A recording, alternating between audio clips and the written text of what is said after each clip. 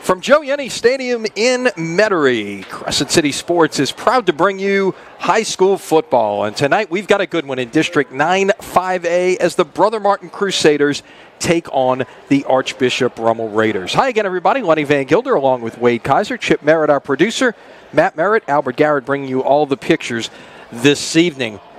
Wade, we got as good as it gets in the Catholic League at this point. You've got the defending champions in Brother Martin, who went undefeated a year ago, against the team in Rummel, who went undefeated and went all the way and won a state championship 2 years ago. Something's got to give here this evening. And by the way, both teams are undefeated at 3-0 coming into the night. Well, it's a traditional Catholic League rivalry. Every week you're going to have them, no matter who's playing on one of the fields. And it doesn't get any better than Rummel and Brother Martin. And as you said, something's going to have to give tonight, so it's going to be interesting to see on which side is actually going to, have to give up something. And it's going to be interesting to see how it works out. Well, both of these teams very good on defense, both allowing just 14 points a game. Brother Martin's offense a little bit better, averaging 24 a game as opposed to 18 for Rummel. One of the things we will watch closely tonight is who operates behind center. You've got both quarterbacks who have been dealing with some nagging injuries. Both of them are going to give it a go tonight. Garrett Mamahat for Brother Martin, Casey Averard for Archbishop Rummel. Well, it's that time of the year you're going to be dinged up, and everybody's dinged up, and coaches don't make excuses on injuries, right? It's always the proverbial next man up theory, right? And we're going to talk about that tonight, especially on the Brother Martin side. But their two quarterbacks are dinged up. Mamahat with a kind of a dinged up shoulder, and Averard, I think he has a kind of a dinged up hand, ankle injury for Averard. Right. So you're right. It's that time of year, and we're going to see. Correct. How this plays out, and the one thing you find on Friday nights is the adrenaline starts flowing a little bit, and it makes those little injuries feel a little bit better. But let me tell you something about those two guys. They're tremendous competitors, all right, and you would have had to take a bullet to keep them from competing in a game at this magnitude, this stage of the game in the Catholic League on this particular night. So, if you can play, you go. And that's what these kids are going to do. And I think you'll see some great performances out there tonight, even by the kids that are dinged up, giving their best. Brother Martin and Rummel, one of these teams will still be unbeaten when the night is over. Kickoff is just around the corner. Wade, as we continue to break this matchup down here tonight, what is it about these two teams that you think have enabled them to have so much success over these last couple of years? Well, I think it's stability in coaching staff, even though, Nick Monica, he's a second-year head coach here at Rummel after taking over the job after Jay Roth retired and went into the athletic administration as the AD. But he was on this staff, and he was the head baseball coach, and he had been around the school for so long. And those guys, their staffs have basically remained the same for the most part. And I have always believed that in the part of the Catholic League, winning is about continuity. It's about keeping staffs together. It's about keeping your program intact. It's about keeping the basis of everything that was built for years and years and years throughout the system that you've put in, keep it intact. And both of these schools have kept those principles intact, and I think that's part of the reason why they're always in the hunt for the Catholic League title every year. Yeah, Mark Bonise in his 13th season picked up career win number 90 last week against St. Aug. We were talking about the quarterback situation. Mamahat didn't play against St. Aug. He handed the reins to the backup, Clayton Leonardo, the junior. We'll see a lot of him tonight wearing number 7. We'll make a lot of comparisons to Taysom Hill. Right. And he's got a lot of those same characteristics in what he will do. Well, he's an outstanding athlete, like Taysom Hill. He has a tremendous skill set. He can do a lot of things, right? Catch it, run it, block it, get it handed off to, catch punts, kickoffs. You see him on special teams? Yeah, no doubt. He will do a little bit of everything, but he did a great job managing the offense last week. Only threw 3 passes, as you see the Raiders taking the field now here in their home stadium. By the way, I think these teams, this is the 4th time they're playing in the last 3 years. All 4 matchups have taken place here. Brother Martin was the home team a year ago. Of course, we were coming out of COVID. The restrictions were in place in New Orleans, really limiting capacity. Brother Martin played their home game with Rummel in this stadium. Well, and occupied this side. Rummel had to sit on the opposite side. I did that a few times with Rummel, simply because of issues with stadiums in the city. Back when Voodoo was taking over the whole City Park area, you had to find a place to play, so you would work something out with the team that you were playing out here. And, that might be Rummel. You end up being the home team. Rummel end up being the visiting team. That does happen out here. That's unique to prep football in the city of New Orleans. Right. Now, the last time Mark Bonis was on that visiting sideline over there was 2 years ago for that semifinal game against Rummel. We told that story a year ago, the game that may have saved his life by losing the game. Because he ended up in the hospital 4 days later, and he might have been a little hesitant to, go get some things checked out if he was getting ready for a state championship game against Catholic High. So, and divine intervention came in that night, and there's always a plan, and that was the plan that night. For the Brother Martin Crusaders as well as the Rummel Raiders and for Mark Bonis. So thank goodness he's back. He looks great. I was talking to him before the game. He's feeling really good. He's going through all the same things that everybody is going through with the Hurricane Ida issue, having to take part of his house down, that sort of stuff because of gutting rooms. And so everybody has a different story on that, but he is healthy. His son has come through a tremendous surgery just a couple of weeks ago. Yeah, he is getting healthier. So no for the Bonis family, divine intervention, and it's great for them. Continued prayers, certainly. As you saw, Brother Martin won the toss, deferred. They will take the football to start the second half. As we get ready for kickoff, we'll have our invocation followed by the national anthem. Let us remember that we're in the holy presence of God. In the name of the Father, and of the Son, and of the Holy Spirit. Amen. Strong and faithful God, as we come together for this competition, we ask you to bless these athletes. May they give glory to you by using their talents to the best of their abilities. Keep them safe from injury and harm. Instill in them respect for each other and brotherly love. And reward them for their perseverance, both on and off the field. Lead us all to the rewards of your kingdom, where you live and reign forever and ever. Amen. St. John Baptiste de La Salle, pray for us. Live Jesus in our hearts forever. Thank God Almighty. Amen. In the name of the Father, and of the Son, and of the Holy Spirit. Amen.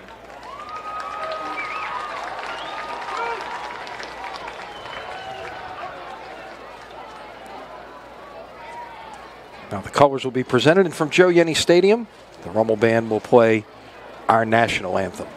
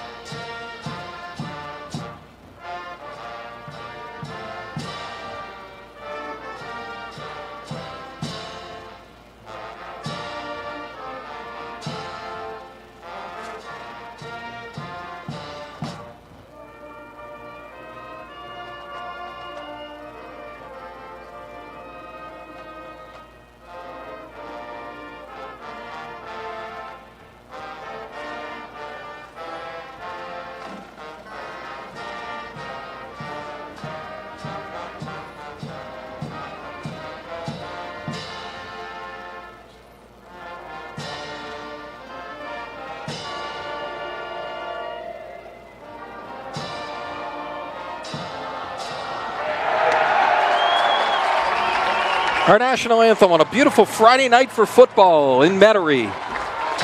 Catholic League action doesn't get much better than this. 3-0 Brother Martin, 3-0 Rummel. These are two of the three undefeated teams in Catholic League play, along with John Curtis. Plays tonight across the river against Shaw. Jesuit and St. Aug facing off at Tad Gormley this evening. You got a triple header of Catholic League action going on around the city of New Orleans this evening. It's a wonderful night for football in October, and there's no better place to get out and get a prep game in than right here in the city of New Orleans, going to get a Catholic League game.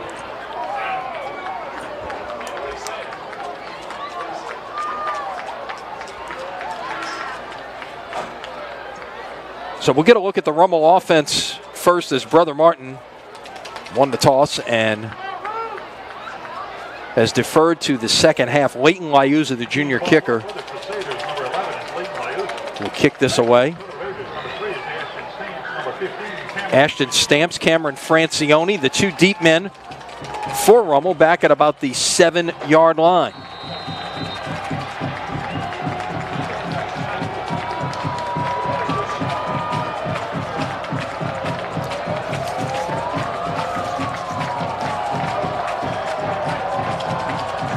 Liuza approaches the football, and off we go from Joe Yenny.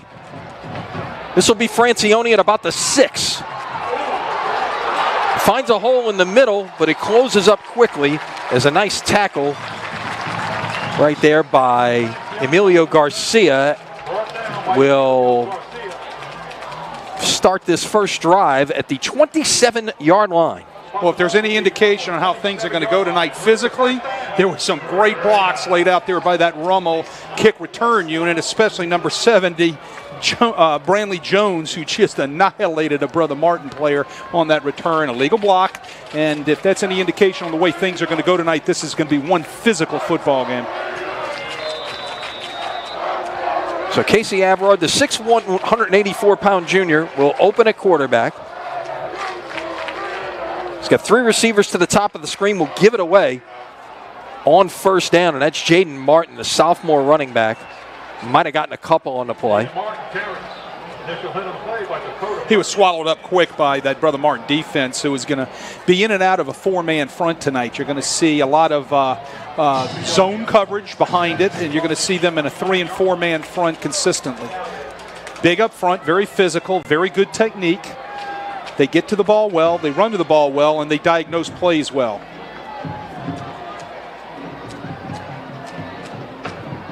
Averard will look at his wristband, call the play. Now you see the receivers set up to the top of your screen. Throws the slant, incomplete. It was intended for Ruben Ramirez. The sophomore got a chance to play a little bit as a freshman last year. That one just in and out of his hands right there, and it'll be 3rd and long. Austin Roberts had a chance, the outside linebacker had a chance to get underneath that slant route. That's a little RPO by Rummel right there. He had the read with the coverage on the 3rd receiver to the trips at the top, and Averard decided to pull the ball out of the belly of the running back and go with the slant route, and not a very good pass. Austin Roberts had a chance to pick that off for Brother Martin. 3rd and 8, the ball at the 29-yard line, just underway. Coming back this way, that ball was batted at the line that time. It looks like Austin Roberts again got a hand on that one as he was coming with pressure that time and got a hand on Averard's pass, and Rummel goes 3 and out on the opening possession. Averard checked the RPO and came to the slant route backside. He fakes the sweep going to his left. He pulls the ball out and comes to the slant route underneath right there. And again, Austin Roberts gets a hand up as he was coming off the edge in his outside linebacker position with no blocking on him, and he bats the ball down, and Rummel now has to punt the ball away to a offense that is very, very good, the Brother Martin offense. Chris Wallace will handle all of the kicking this evening. Gets a nice Rummel roll there, and Jerron Manning lets it roll out of bounds. It'll go out at the 28-yard line, so it's a 43-yard punt by Wallace. And Brother Martin, with 10:53 remaining in the first quarter, will touch the football for the first time this evening. And we expect to see the senior 4-year starter, Garrett Mamahat, leading out this offense. And check that, it won't be Mamahat. It's going to be Clayton Leonardo out here for the first snap. Well, it's going to be Clayton Leonardo right there, the guy that can do it all. He's the Taysom Hill, the Brother Martin offense, and he's only thrown 4 passes this year. And again, he played the entire game, or most of the game last week. He got replaced late because they got a big lead against St. Aug. Given away on first down, and Torrey Lambert nowhere to go as he tried the left side that time. Good pursuit by the Raider defense. No gain on the play. Darius Davis right there at his defensive back position. He was rolled up hard as a safety down the line of scrimmage. 5'10", 183-pound sophomore comes up and makes a nice stick on the running back from Brother Martin that time, Torrey Lambert. 2nd and 10. Give it away once again to Lambert. Little room this time. Gets the first down and then some out to the 45-yard line, a gain of 17. That's what Torrey Lambert can do. If he can get past that first line, get into the second level of a defense, he can make a lot of people miss. Strong guy, great speed, runs well in the open. He's 600, 195 pounds. He's a physical running back when he needs to be, but he can also put a move on you, and you can't catch him in a closet. Coming out of a spectacular game against St. Aug, in which he was the Metro Player of the Week from Crescent City Sports, Friday Night Football, among others. Play action on first down. Leonardo looking to take a shot deep. Now will roll, let it fly, and it's over the head of his intended receiver, Julian Oob. It'll be 2nd and 10. Good football sense by Leonardo right there. I'm telling you, the offensive staff from Brother Martin told him, if you've got to pass the ball and you don't see your guy wide open, just sail it 10 miles over his head and make sure you don't get it picked. And that's exactly what Leonardo did right there with really good football sense. Saw everything was covered up, just got rid of the ball. Now they come back to fight on another down. See a lot of pistol formation tonight out of the Crusaders. 2 tight ends, 2 receivers to the top. Give it away on 2nd and 10, and a nice run there by Lambert out near the sticks, but he'll be about 2 yards short. Rummel committing 8 and 9 guys down in the box. They're in their odd front also, where they got their outside linebackers rotated down on the line of scrimmage with their 3-man line. So it's a 5-man look up front, and they're bringing those linebackers down, and they've got their safeties down in the box. They are committing to stopping Torrey Lambert in the running game of Brother Martin. Well, this is a Brother Martin team a week ago that only threw it 3 times, but ran for 371 yards. Whistles before this one can get underway, and it's going to be a false start, and that will back up the Crusaders. Douglas Daigle is our referee this evening. Well, that offensive line from Brother Martin is always well coached. Those guys do a great job with their front 5 up there, and those guys always usually set the tempo for the running game all night long. They want to be physical, they want to play physical, and they want to control the line of scrimmage. But on the other side, I'm telling you what, I've seen enough of Rummel's defenses over the years. That's what they try to do with their defensive line also. So it's going to be a heck of a matchup down in the trenches tonight. 3rd and 6. This is a lateral. This could be a double pass, but instead, Lambert's going to turn it up, but he's going to come short of the first down. In fact, he might not have even gotten out. They'll give him the line of scrimmage. Check that. Throwing the swing pass out there. They were trying to set it up as a screen.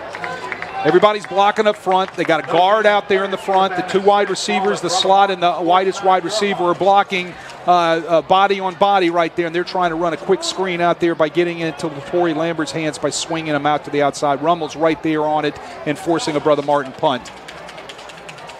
This is Jacob Zimmer, the junior.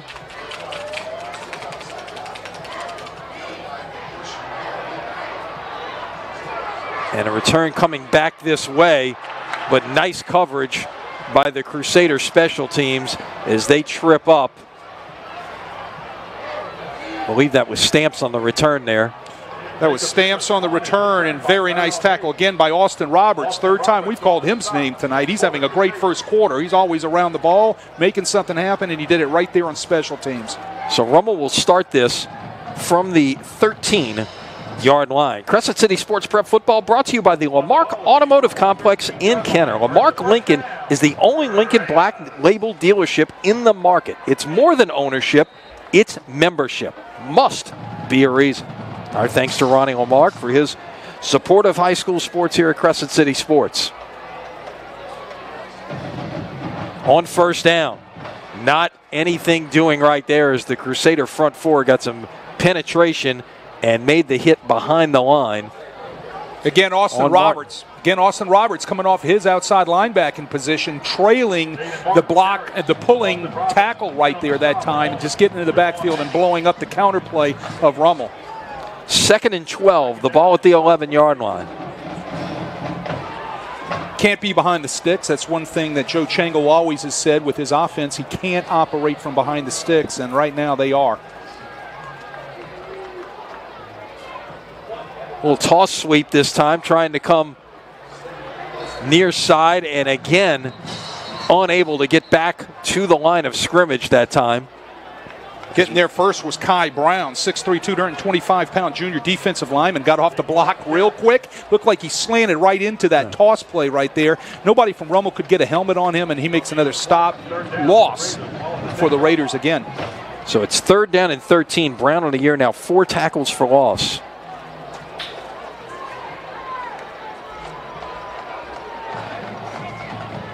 Line to make is the 23-yard line.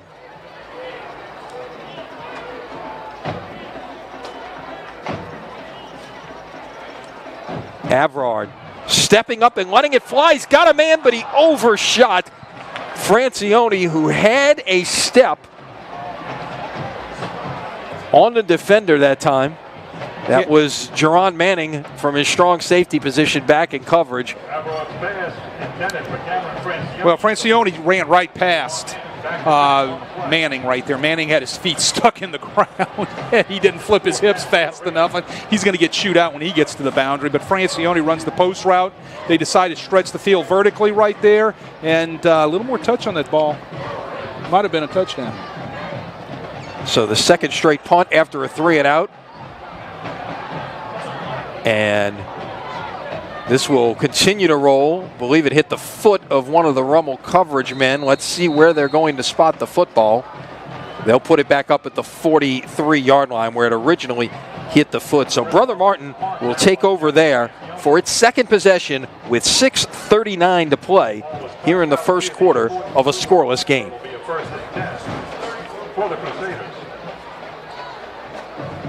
Malcolm Dinas, certified public accountant and forensic accountant, one of the leading CPA firms in the Gulf South region, is a proud supporter of Archbishop Rummel High School. The firm provides a variety of services to its clients. So it's again Leonardo back out at quarterback, and you have to wonder if Mama had an issue in warm-ups this season. Again, trying to come back from a shoulder injury that he sustained against Jesuit. Give it away on first down, and good surge that time by Lambert, falling forward to get it across midfield to the Rummel 49-yard line for a gain of 8. Well, now you're looking at 2nd and 2 for this Brother Martin offense. So that whole play sheet comes into play right now for the offensive staff from Brother Martin. Yeah, I mean, anything could have happened. He could have came off after warm-ups and said something to the medical staff, and, you know, who knows. Now Leonardo on 2nd and 2, looking to take a shot to one of his tight ends, and it is caught for a first down. That is Nicholas Malik, the junior. Malik sat down right inside the zone. Rummel was in a 3-deep zone that time, and he just ran about a 22-yard square end route, sat right in front of the 3 safeties, and Leonardo puts it right on a dime. He's got a nice arm. Again, he has a nice skill set as a high school football player. He can throw the ball. He can run the ball. Just a junior, 6'3", 212 pounds. Gives it away on first down. This is Lambert. Bounces off one tackler. Continues to churn forward. Out to about the 21-yard line. Right now, Brother Martin is out physicaling that Rummel defense right there. They're handling them up front. They're getting blocks at the point of attack right there. And then Torrey Lambert is not going down on his first hit. It's taking 2 and 3 efforts from the guys in the red jerseys to put him down. Already 41 yards rushing for Lambert on 6 carries. Well, this is Brother Martin's MO. They want to control the line of scrimmage, and they want to be able to run the ball on that night. They figure if they can run the ball, it's going to open everything else up off their RPOs and their play actions. Leonardo sets up the screen and overshot his man. Well, that was a timing thing right there. If you're not taking a lot of reps, if you're taking a quarter of the reps in practice because you're the backup, your screen timing just isn't going to be on. And he sailed that over the head, and I think if they would have set that screen up with blockers out in front of him, that might have taken him to the end zone. I asked Mark Bonise earlier this week, you've got a guy who's playing some quarterback, some receiver, some tight end, some even fullback at times. What does he do for position meetings?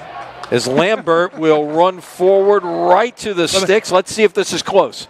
Let me see if I can guess how he answered that, because I know what I would say to you. His answer was very simple. He meets with me. Exactly. I go over everything he needs to know. Right. Exactly, because if I'm running the offense and I'm the head coach, or I have an offensive coordinator and I'm heavily involved in the offense, as I know Mark Bonice is, because he's one of the better offensive masterminds in this city. He is a great offensive football coach, right? He is going to take those guys like Leonardo and sit them down in the office and make sure he gets all of his assignments. Now, that wasn't the best thing he told me about Leonardo, okay? I know what you're going to come with. Well, let's... as I make sure our producer Chip Merritt knows where I'm going with this one, as they look at an injured Raider down at the 20-yard line. Yeah.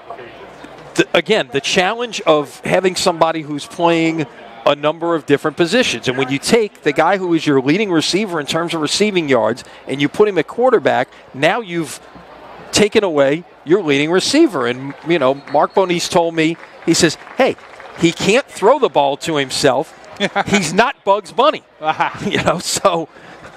Right. Well, if he can do everything else except throw the ball to himself, and watch him do that tonight somehow, get batted back to him in the air. Well, I guess that is possible. Now, of course, the older crowd may remember the Bugs Bunny episode where he's playing every position on the baseball field. Now playing center field, Bugs Bunny. Now at third base, Bugs Bunny. They go through the whole thing, and he's a one-man team. As that is Anquan Milton, the returning starter, junior defensive lineman, at 18 tackles coming in tonight. That's something Rummel can't afford. They're already decimated on that defensive front up there with a down defensive lineman, and losing Anquan Milton right there is a hard pill to swallow.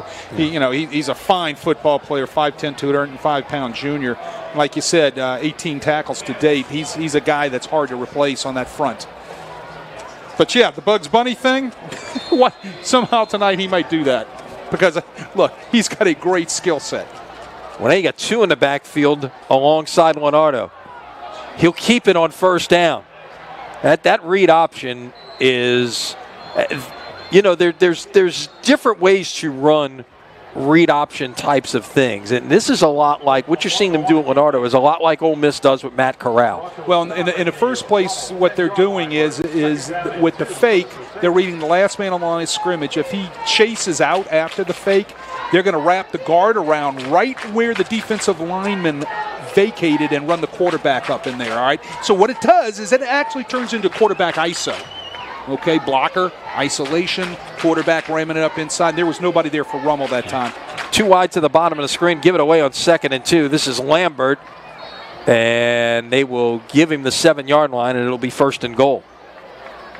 Rummel right now needs to desperately come up with a plan for how to take on all the down blocks and the gap blocks by this Brother Martin offensive line. They might have to start moving their guys a little bit, doing a little slanting, some sort of twist and stuff up front to try to cause a little confusion and try to be able to get some sort of penetration into that backfield, up the field. This drive started back at the Brother Martin 43-yard line. It's covered 7 plays thus far. Crusaders will play 1st and goal at the 7.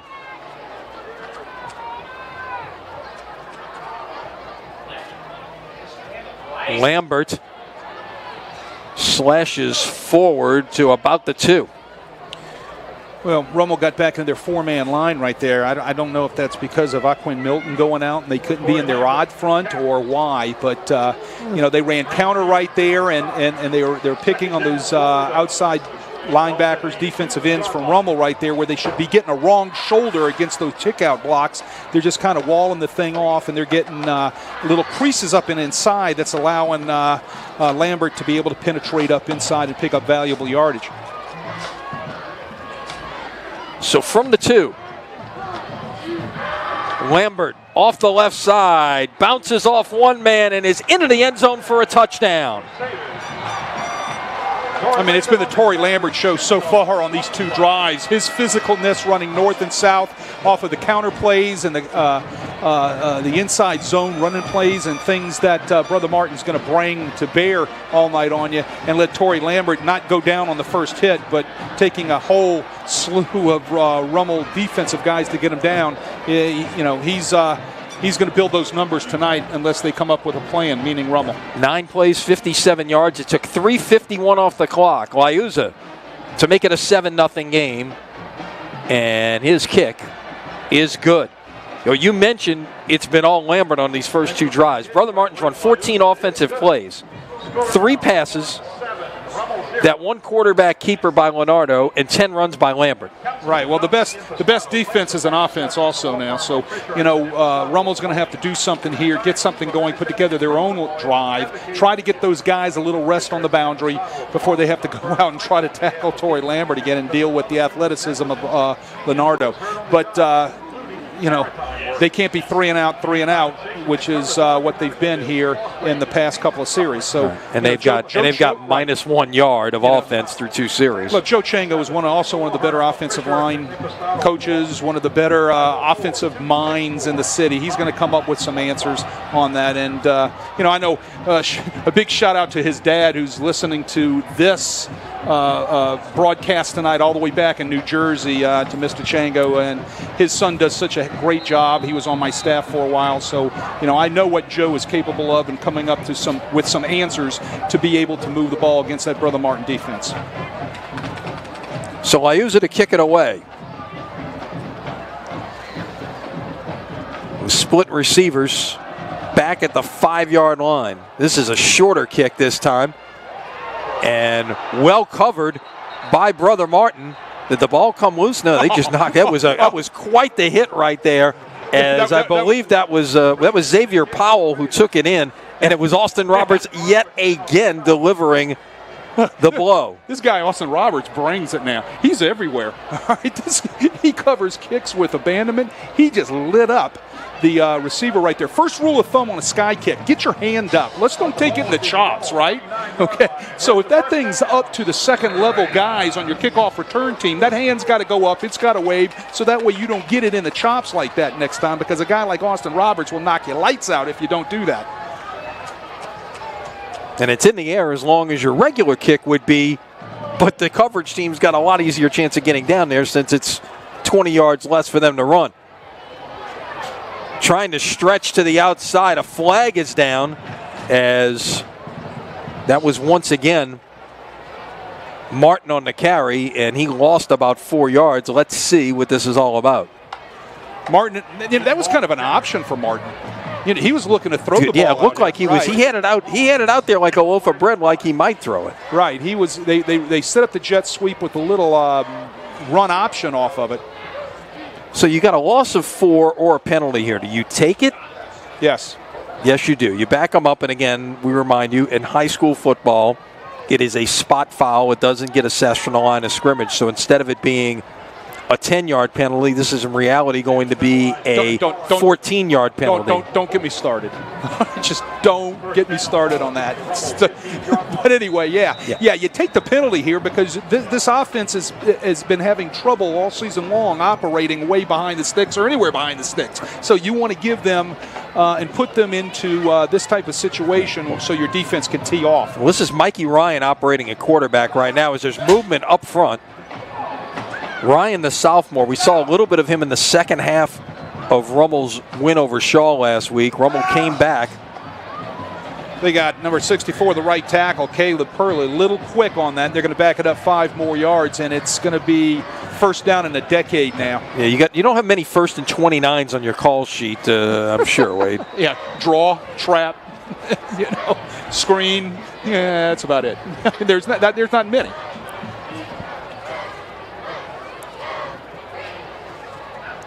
So the crowd continuing to file in here at Joe Yenny. This thing may be full capacity by the time we're done here this evening.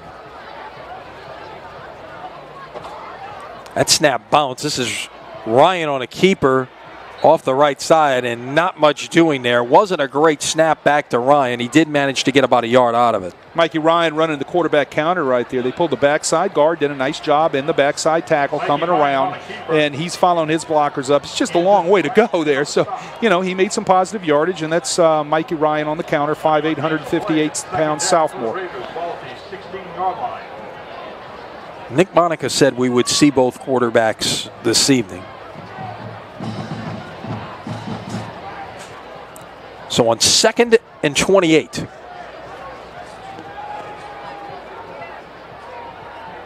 Martin alongside Ryan. You got 3 receivers to the top. Ryan is brought down back at the 2-yard line. And is that Austin Roberts yet again? Yes, it is. Nobody's putting a body on him. Nobody's blocking the guy. He's coming free off his edge from his outside linebacker position. That was a little sprint out. Should have been a turn protection right there by the Rummel offensive line, and nobody got back to pick up Austin Roberts. Austin Roberts comes in there with a big sack, another big play here in the first quarter. There was a flag on the play, I believe.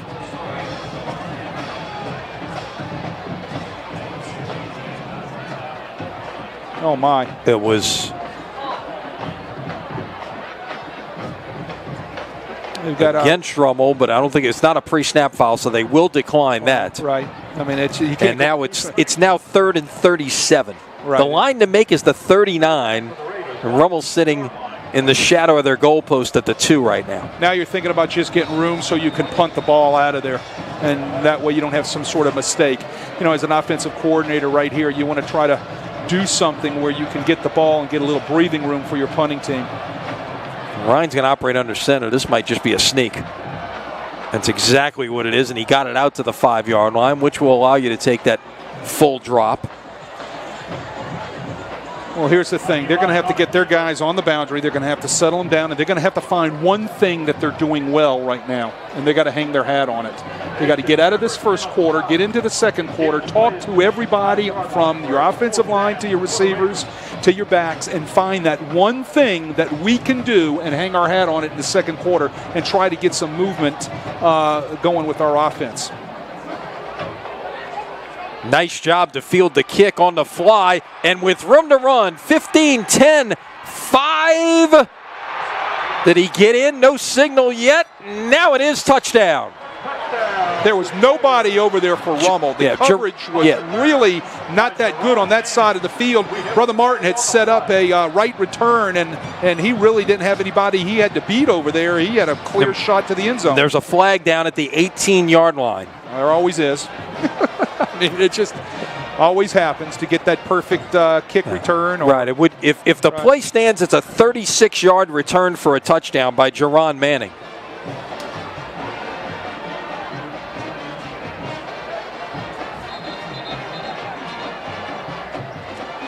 And still haven't seen an indication, although Rummel's defense is coming out on the field. That certainly would suggest that it's going against Brother Martin. They're just trying to figure out probably where the spot was and when did it happen. Does it have? Are they going to mark it off from the succeeding spot, or the preceding spot, or are they going to mark it off from the spot? That's what they're talking about right now. They're standing around the 18, which is the spot of the flag. So let's see what this is all about. And if it ends up being spot, that means it's some sort of hold or block in the back.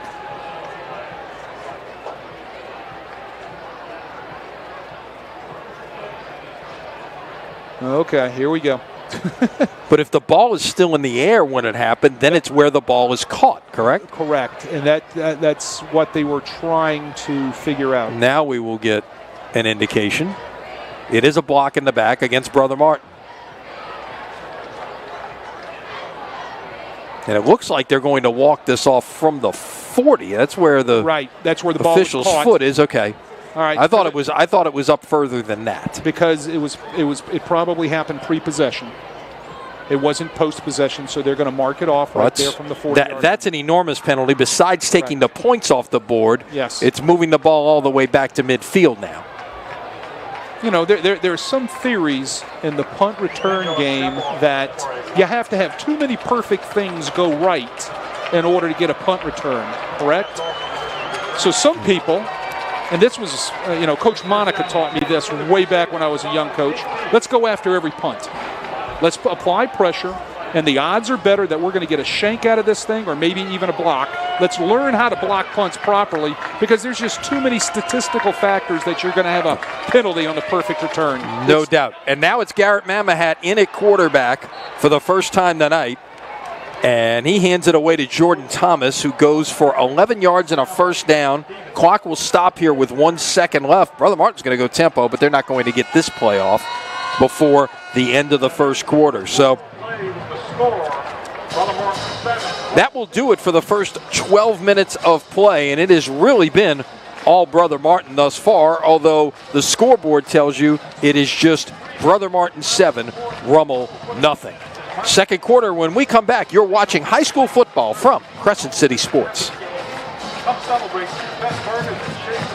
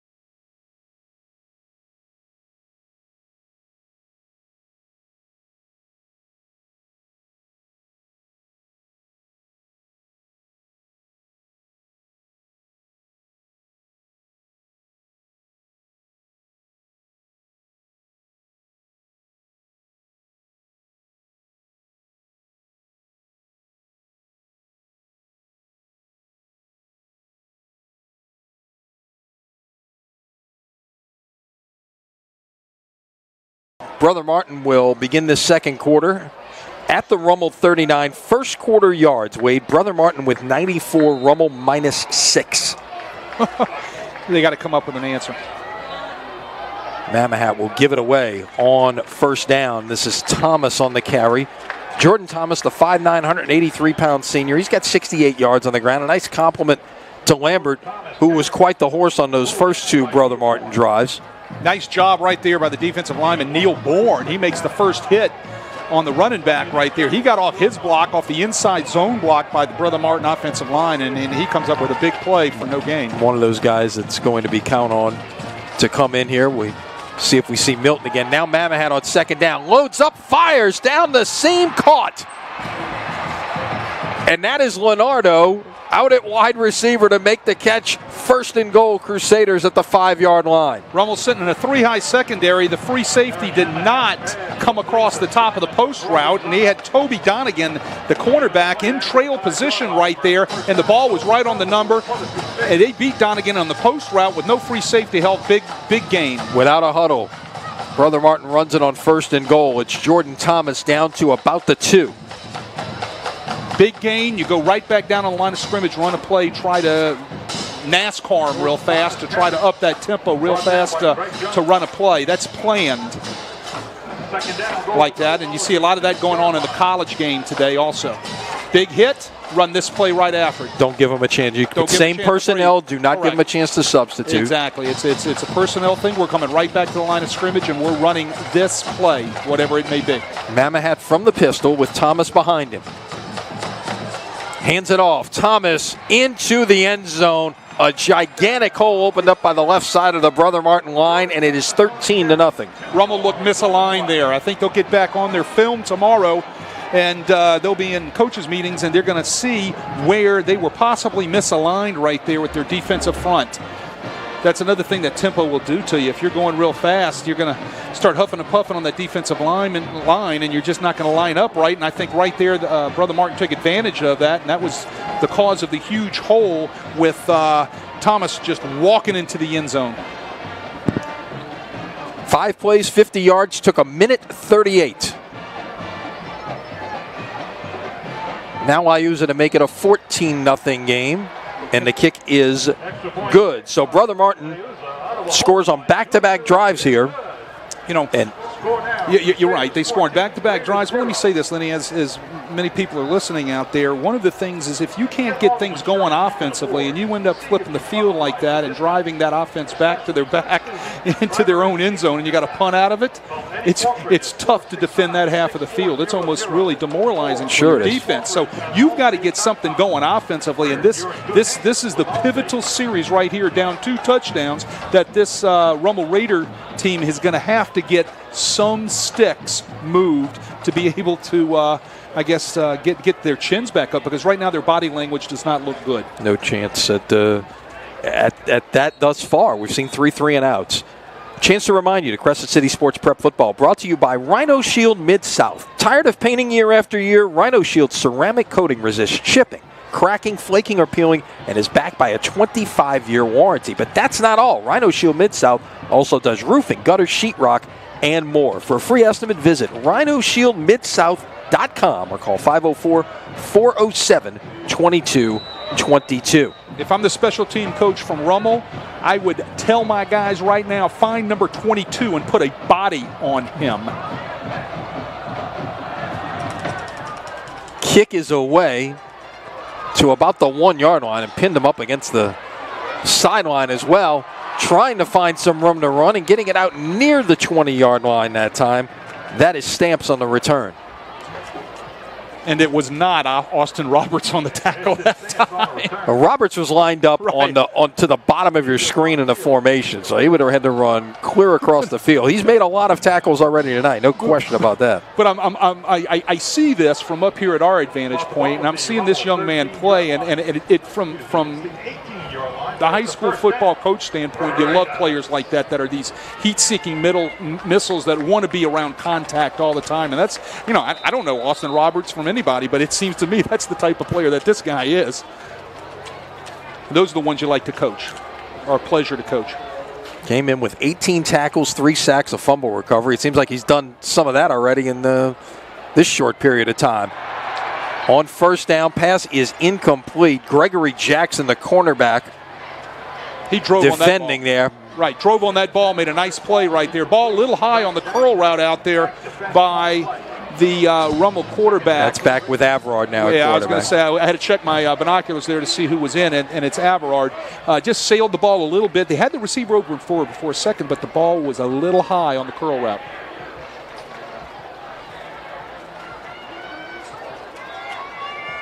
Second down and 10 at the 18. Averard steps up, fires, nearly intercepted that time. Francione was the intended receiver, and Jerron Manning, who we saw in the punt return, might have got tangled up a little bit with Francione trying to defend that one, but no harm, no foul. There's two things on that play at that particular time that Averard pushed the ball down the field. The swing route right there was to control the outside linebacker on his blitz, which again was our guy Austin Roberts. Austin Roberts came through with the blitz immediately. Averard should have checked that ball down at the swing route to Austin Tatum, a running back that was lined up in the backfield that time. He would have had a huge gain, but he forced the throw down the field, and it was questionable on that interference call right there. Now on 3rd and 10. Intended for Nicholas Howard, the senior, big target at 6'3", 170 pounds, but great route. Averard overshot him that time, and it's 4th and 10. Great route. It was, 20 back to 18, 18 back to 16 curl right there. The ball was just sailed. It's just way over its head, and no chance for Holmes to be able to, Nicholas Howard to get his hands on that pass. He's not that tall. 6'3" is tall, but not that tall for that pass. So here's the punt on 4th and 10, and well defended that time by the Rummel coverage team. Cameron Vaught, the sophomore defensive back, got down there and was right in the face of Manning as soon as he caught the football, and not much room to run, and Brother Martin's going to start this drive pretty much right at midfield. Great coverage by the Rummel Raiders that time. In their lanes, getting where they had to be. No fair catch, and then a good hit right there, which could have possibly caused a turnover. That was great coverage by the Rummel Raider punt team. So Brother Martin started its first drive at its own 28, started the second drive, which turned into a touchdown at its own 43. Very nearly didn't have a third drive because they had a punt return for a touchdown, but it was called back, and that put the ball at the 50-yard line. And now this drive will start at the 50-yard line. It's once again Garrett Mamahat, the senior at quarterback. We saw Leonardo the first 2 series. Play action. Mamahat loads up, lets it fly. He's looking for Leonardo. He's got it. And he is in for the touchdown. There were 2 Raiders down there. Leonardo was pretty much the only man deep. He just went and got the football and then took it in for the touchdown. Well, back deep with Austin Stamps. coming across the top, got himself in a perfect position to defend that. The ball was just a little underthrown to Leonardo. Leonardo makes an athletic play coming back and getting that thing. And then the two guys from Rummel, Stamps, and I believe Tyron Hayes, just could not get a tackle. All they got was the towel, and Leonardo walks straight into the end zone.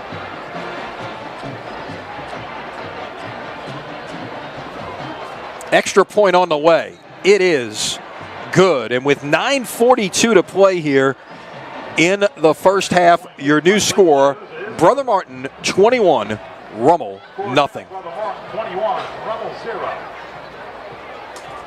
Malcolm Denis, certified public accountants and forensic accountants, is one of the leading CPA firms on the Gulf South region. Wait, I don't think we expected this in any way tonight. No, we didn't. I expected to see a little bit more execution out of the Rummel offense. Okay, you know, the Rummel defense has been on the field a while now, all right? And they've given up some points and they've given up some yardage. They've taken some pounding, but this Rummel offense has kind of been dismal to this point and has not had the chance to be able to help their whole team effort out. And it's got to get answered soon, or this thing is going to get out of control real fast. So it's now 160 yards of offense for Brother Martin and still -6 for Rummel through 14 minutes and 18 seconds of football. Well, you've got to go back to some of the things that you hang your hat on, and I haven't seen anything being run from this Rummel offense yet that they hang their hat on a certain play. And I got to think Coach Django and his staff will get that reassessed real fast and find something that they can hang their hat on, whether it's inside zone, counter, something that they can start getting some success on. Kick went into the end zone. Francione tried to bring it out, but had 1 foot in the end zone. That will go as a touchback, and Rummel will begin this possession at its 20-yard line. You know, this Rummel offense is also extremely young, starting a lot of sophomores, a lot of juniors, a freshman or two are getting playing time all across the board. Not just the offense is young, but also this Rummel defense is young. You know, a lot of rebuilding effort for the Rummel Raiders this year, but coaches don't like to talk about that. You know, they want to get out there, and by now, at this where we are at the 6th week of the season, you know, a lot of those things and kinks should have been worked out. They're also going through a ton of the injury bug too. Running on first down and bouncing it outside and getting a couple of yards out of it. That is the second running back with Damian McDowell, who's just a freshman. He's running 11 times for 40 yards this year, his 12th carry of the year. Got about 3 that time. Running hard, just a freshman. He's going to have a great future right there. Running right there inside zone, and you know, that's something that you can build on right there, especially those freshmen getting those reps. 2nd down and 7. Avrard looking this way, caught. First down and a little bit past the sticks that time. Ruben Ramirez gets it out to the 36-yard line, a gain of 13. Best play by far tonight for this Rummel offense. Got something going here. Jamal Holmes decides to jump the out route right there, and cardinal rule for defensive back, don't bring both hands in front of the receiver unless you know you're going to get a pick, because that's exactly what happens. Nick Howard right there catches the out route and gets down the field and has a nice gain, and first down Rummel Raiders. First down of the night for Rummel comes on their 5th offensive possession. Now Avrard out in the flat. He's got McDowell. Room to run. Midfield. Out to the Brother Martin 48-yard line. And now you start to see a little rhythm out of this Rummel offense. About 4 plays ago in the last series, I said that they brought the outside linebacker on a blitz from the field. They did the same thing again. Brother Martin did. This time, Avrard hits the back out of the backfield, which is to control that rather than going down the field, and then there's your result. So right there you can see the coaching on the sideline that they just did with Avrard and saying, look, here's what happened. You get the outside blitz, throw the check down, big gain, and it just happened. Trying to set up that tunnel screen, it looked like that time for Francione, and it was well defended by the Brother Martin front. It'll be 2nd and 10. That secondary got there real quick. They diagnosed that play, and those safeties got downhill real fast. Corey Lambert Jr. came from his free safety position like a missile and came down and got in and kind of broke everything up there. That's another big-time football player, Corey Lambert. We haven't called his name. 6'2", 203-pound senior with 12 tackles on the season. Yeah. He's a Nevada commit, if I'm not mistaken. That is correct. Called his brother's name quite a bit tonight on the other side of the football. That'll get about 2 on second down. Once again, that was McDowell on the carry. Running the inside zone right there. LaDamian McDowell kind of, as a freshman, tiptoed right there. He's got to hit that. All right, he's got to get downhill, get in that crease, and once he's in the hole, he can make that one jump cut, and that's it. You don't make that jump cut beforehand. He's got to get into that crease and get his shoulder pads north and south and run with a little bit more intensity. Well, this isn't the only 21-0 game in the Catholic League thus far tonight. Jesuit has jumped out on St. Aug 21-0 in the first quarter at Tad Gormley. Avrard scrambles, gets about 1.5 yards, and it's going to be 4th down and 6. Everything covered up there for Avron. Credit the Brother Martin secondary for covering everything in a red jersey right there, which gave time for Dakota Burns to come off his block, 6'2", 260-pound junior, and come up with the tackle on Avrard, who tucked the ball and tried to get up the field and get as much as he could. Look, possible situation for a fake right here. Yeah, certainly the spot on the field where you might want to do it. Except they will punt it away. Looking to pin the Crusaders back. Fair catch called by Manning. Actually, he lets it roll away and attracted the defense to him with the fair catch call, the coverage team, and they will get it at the 16-yard line. That's good coaching. Right there. Ball in the other direction. You want to get those coverage eyes from that coverage team on you as the returner. Get that hand up as a fair catch like you're going to be an actor. You're going to get an Emmy. Draw them to you so that way if that ball is close to getting down inside the 5, it'll have a chance to roll into the end zone. Great coaching right there by the Brother Martin special team units on their return guys. By the way, Saturday night on Crescent City Sports got a really good one for you. It seems like they play twice a year. It's because they basically do. Carr and Warren Easton tomorrow night, 7:30 is the kickoff. On first down, Lambert stays on his feet, continues to make men miss, and is down all the way to the 39-yard line, a gain of 23. How many tackles were missed by the Rummel Raiders right there? It's real simple, zone play. See if you can count them, everybody at home. 1, 2, 3, 4. Maybe 5? This Rummel defense is in a little shell shock right now. Well, you had Brother Martin pinned back for the first time really tonight inside the 20, and Lambert just got him out of the hole right there. And Lambert once again will get it out to about the 44-yard line, a gain of 5. On that tackle right there, Darius Davis, number 29, 5'10", 183-pound sophomore, comes up and goes low on Lambert and makes a nice tackle.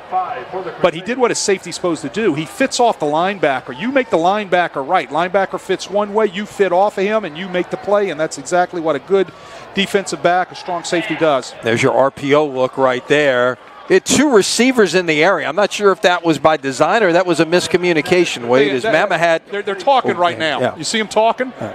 One saying the other thing. Yeah, so it was a miscommunication. Right. I think it was a bad route right there. Leonardo and U both in the same area on that deep slant that Mamahat was trying to throw as he pulled it back. His first incompletion of the night. He's 2 out of 3 for 84 yards and a touchdown. Brother Martin facing a 3rd down. Not something they've seen a lot of tonight. Mamahat lets it fly. Caught Lambert. First down and more. Inside the Rummel 30. Put him down at the 29-yard line. A gain of 27. Nice seam route right there. You see that every Sunday from the Saints. I don't know if you know it. They run about 12 versions of 4 verticals right there, and Brother Martin ran one of them. All right. The number 3 receiver running the inside seam. Ball delivered at about 12 yards by Mamahat, right on the numbers. Great route, great read by Mamahat, reading the safety. This time he hands it off to Lambert, off the left side. Pushes, gets it out near the 20. They'll call it the 21. It's a gain of 8. See how they're in tempo? You see how they're in rhythm? See how quickly the play's coming in? You see, they're not missing a beat. right? Right now they've got Rummel on their heels. Those guys in red are just huffing and puffing, and the guys in white are just clicking along like a finely tuned engine. And this is one of the things I wanted to bring up about Garrett Mamahat. You don't see this a lot in this league or any league. He's a 4-year starter at quarterback. As Lambert on the ground once again, first down as Brother Martin's back in the red zone out to the 13-yard line. It's a gain of 8 once again. Well, Mamahat, being a 4-year starter, understands the offense, right? So he knows when the play comes in from the boundary. He knows the personnel settings. He knows where everybody's supposed to line up. Look like quickly he gets the play communicated to his guys. They get lined up. That's all Mamahat doing that as a 4-year starter. From the 13, Lambert gets hit. Nice hit there by Greg Jones, just a freshman, 5'8", but 241 pounds. Yeah, Greg Jones did a nice job on the form tackle. He's one of those young guys that Rummel's going to be hanging their hats on for years to come, right? The next, the rest of this year and 3 years down the road. I mean, they're playing a lot of young guys. They are so young, and then they've been hit by that injury bug, but it's time to grow up. Two yards on the carry for Lambert, which is good, but that gets him to 100 for tonight. He's already got 15 carries for 100 yards on the ground. And you throw in the fact that Brother Martin's also got 132 yards through the air. Right, so Brother Martin slows their tempo down now because they're going to run some clock. They don't want to give the ball back with too much time left on the clock. No, they're going to call timeout here with one on the play clock. Talk about this call here on 2nd and 8 from the 11-yard line. Tempo. Using the clock to your advantage, whether you want to go fast, whether you want to go slow. What's the advantage of being fast? What's the advantage of being slow? All right? It's all in tune in what you try to get your offense to do. It's all in tune with what you want to be able to do with your tempos of your offense. And I guarantee Brother Martin has 2 or 3 tempos, maybe 4, that they're going to use every game night when they have their offense on the field.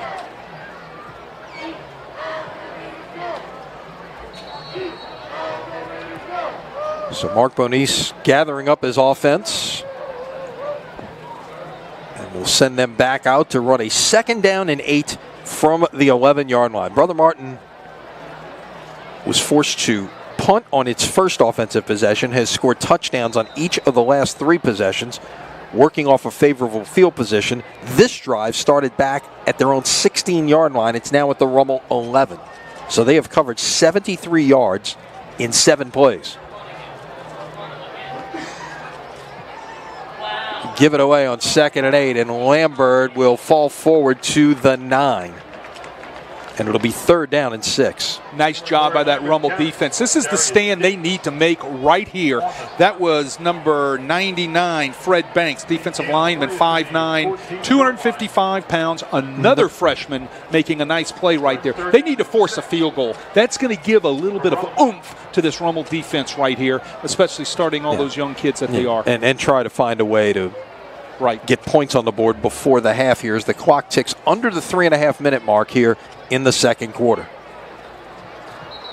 Whistles before this can get underway, and it is another timeout called by Brother Martin, their 2nd of the half. I guarantee what Nick Monica and his staff are thinking right now. They're thinking, hey, hold these guys to 3. That is a W for us. Hold these guys to 3. Let's get in and try to do something at halftime and make a few adjustments and a few changes. And if we can hold this Brother Martin offense just to a field goal, that's a W for this young defense. Take part in high school classes, have lunch with the Raider, and enjoy fun activities. You know what's interesting? We got 2 starting quarterbacks tonight, Wade. Both of their dads were not football players.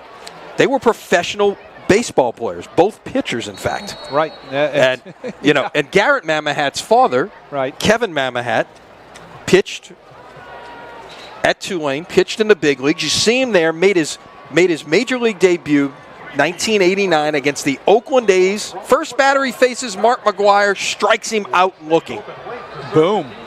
And that's in the big days of the Bash Brothers, and they were in the midst of winning World Series and stuff. So that's quite the way to get your welcome to the show. So he got his cup of coffee back in 1989.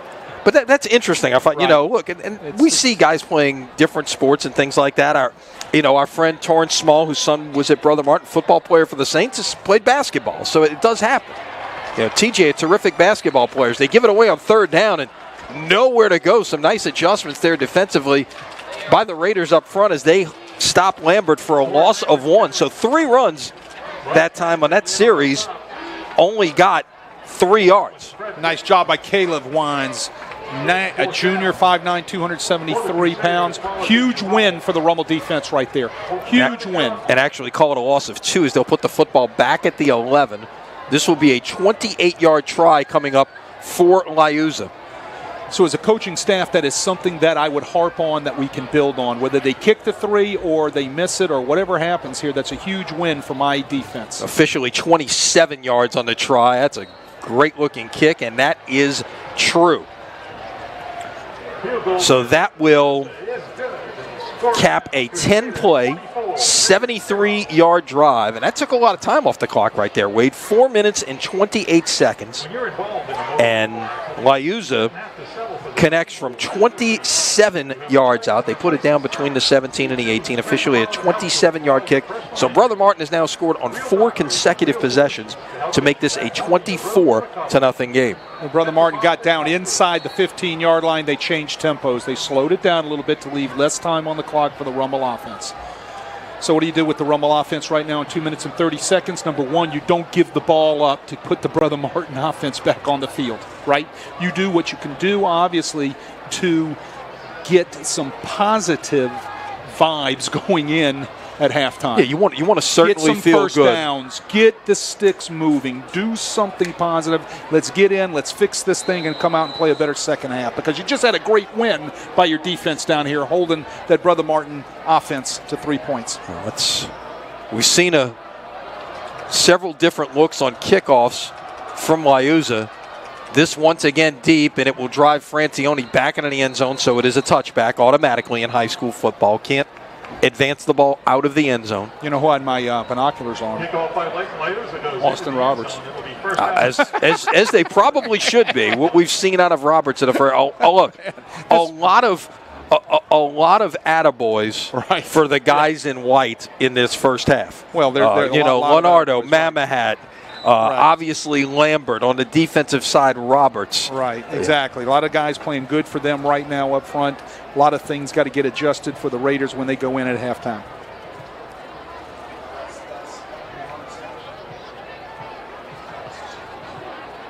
So Rummel from the 20. They've got 2.5 minutes to work. All 3 timeouts remaining. Avrard with the throwback screen, very nearly intercepted right there. And that was coming from the linebacker spot. Ashton Shepard, the senior, very nearly had a pick 6 waiting for. Now we didn't get the fit. We were talking about Kevin Garrett's dad, of course. Casey Avrard's dad, Corey, pitched at Rummel, got drafted in the 3rd round out of high school, and spent almost 10 years in professional baseball. Got as high as Class AA. Did not get that big league look like Kevin Mamahat did. As that 2nd down and 10 pass is caught. That's Chris Wallace on the catch, a gain of about 3. Brother Martin's got to think about the clock right here too. They might have a chance to call a timeout and stop the thing, and maybe force Rummel into punting the ball with still some time where they can come out with some points. Rummel's got to think about we got to get a first down. Yeah, you want to get the first down right here. If you're Mark Bonice and the clock, you get a clock running situation. You call timeout after 3rd down here. Absolutely. If you got a clock running situation, stop the clock.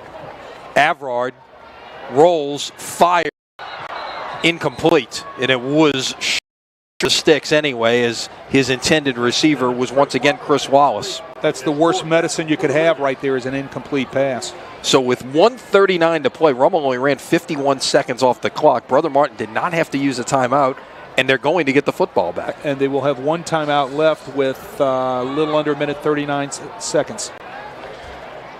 So you better cover this punt if you're the Rummel Raiders. Did a nice job on the preview, or 2 punts ago, I should say.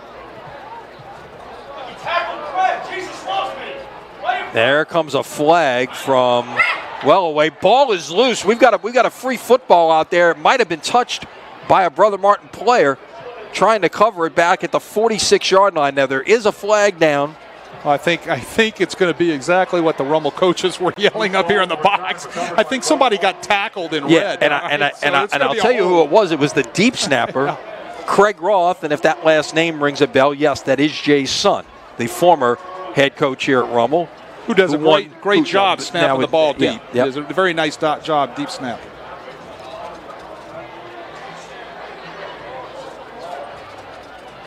So let's see how they sort all of this out. The football is sitting at the Rummel 46. The flag was down at the Rummel 41.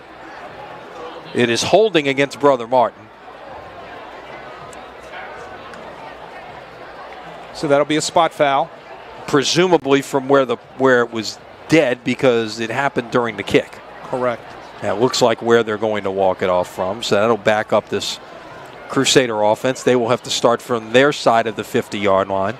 But again, still 1:27 remaining in the first half. They'll put it down at the 44-yard line. You know, the big question is, what do you do from the Brother Martin offensive perspective right here? You know, well, you got to think about this as well. You're up 24-0. You know, the old thing about passing, three things can happen and two of them are bad. Do you try not to make a mistake right here to give Rummel any momentum? You believe in your offense, you believe in your fourth-year quarterback, right? And you rev that engine and let's rock and roll. What do you do if you're a Rummel defense right here? You just came off of a great stop. Let's don't give anything up cheap, all right? I'm telling my free safety, make sure at all costs you tackle somebody, right? If something breaks, you tackle.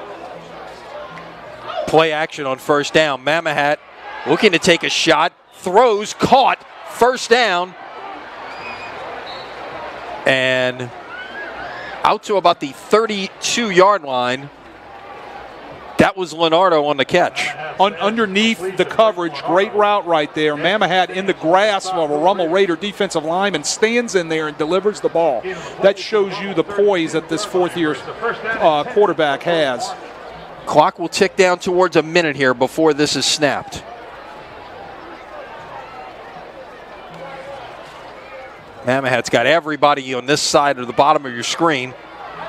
Caught by Lambert, stays on his feet, gets it out past the 25 to about the 24-yard line, give him 8 on the catch. I don't know if you can see it on the replay, but watch Mamahat. He pumps that ball right there before he throws the swing pass, right? He wanted to deliver it on the first throw, the first pump, but he had his vision blocked by a Rummel Raider that was right in his vision. What does he do? Pulls the ball down, holds onto it, and then delivers it again, all right? How good was that? That's what you see. That's what a four-year starter brings to the table. So Mamahat, again, did not come into this game until the last play of the first quarter. That's the first time he checked in. Didn't throw a pass until the second quarter. He's come in. He has gone 5 out of 6 for 143 yards and a touchdown. That's a pretty impressive quarter of football right there. It is, and he wasn't going to miss this. Second and about 2. Second and 2 at the 24. Right, yeah, you see 38 seconds remaining here. You've got everything in your playbook open right here. You can stretch things vertically or horizontally. You can use your boundary. You've used your last time out. I would take a shot right here, and then you can always come back to the boundary. Mamahat looking. Pass is caught. Lambert is short of the first down. Let's see. No, they're going to it might give him the 22. They got to get on the line of scrimmage and they got to clock the ball. They did not get the first down.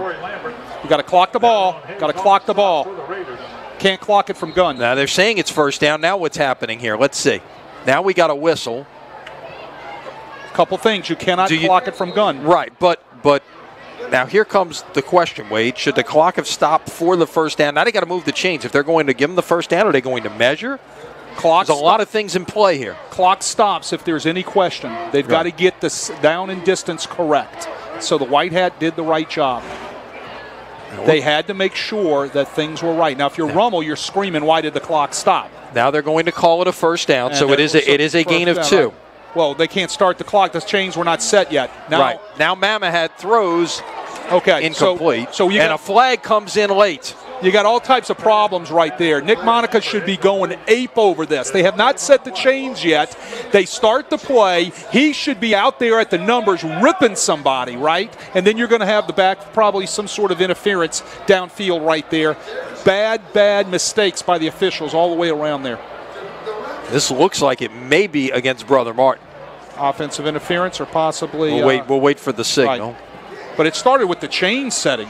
They never did get the chain set, so the guy on the wing over there should have got those things moved immediately. The head linesman did not get things moved. Where it's first down for the Crusaders. And that's one of those things when you've got a situation when you're in the 2-minute drill and you're right close to the first down.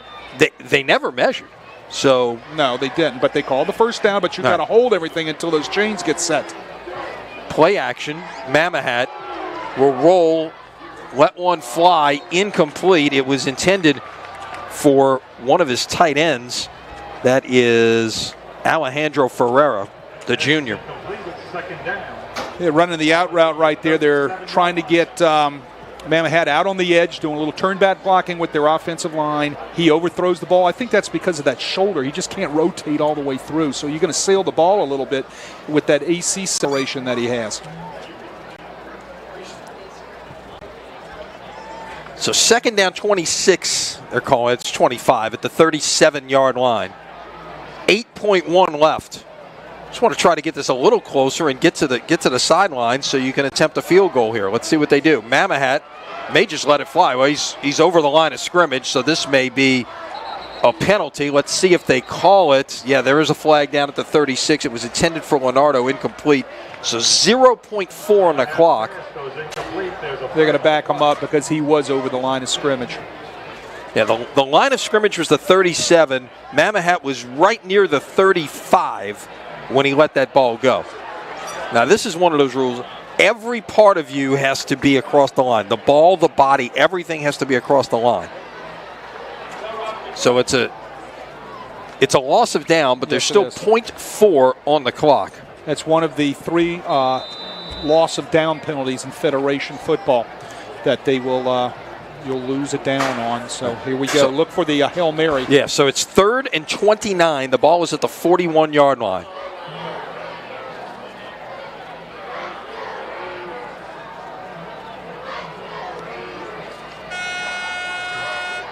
Mamahat flushed. See if he can square up and get this somewhere. No, he's just going to run out of bounds and live to play another day. On the final play of the first half, that has been all Crusaders for the first 24 minutes. They've got 24 points on the scoreboard. Your halftime score, Brother Martin 24 and Archbishop Rummel nothing.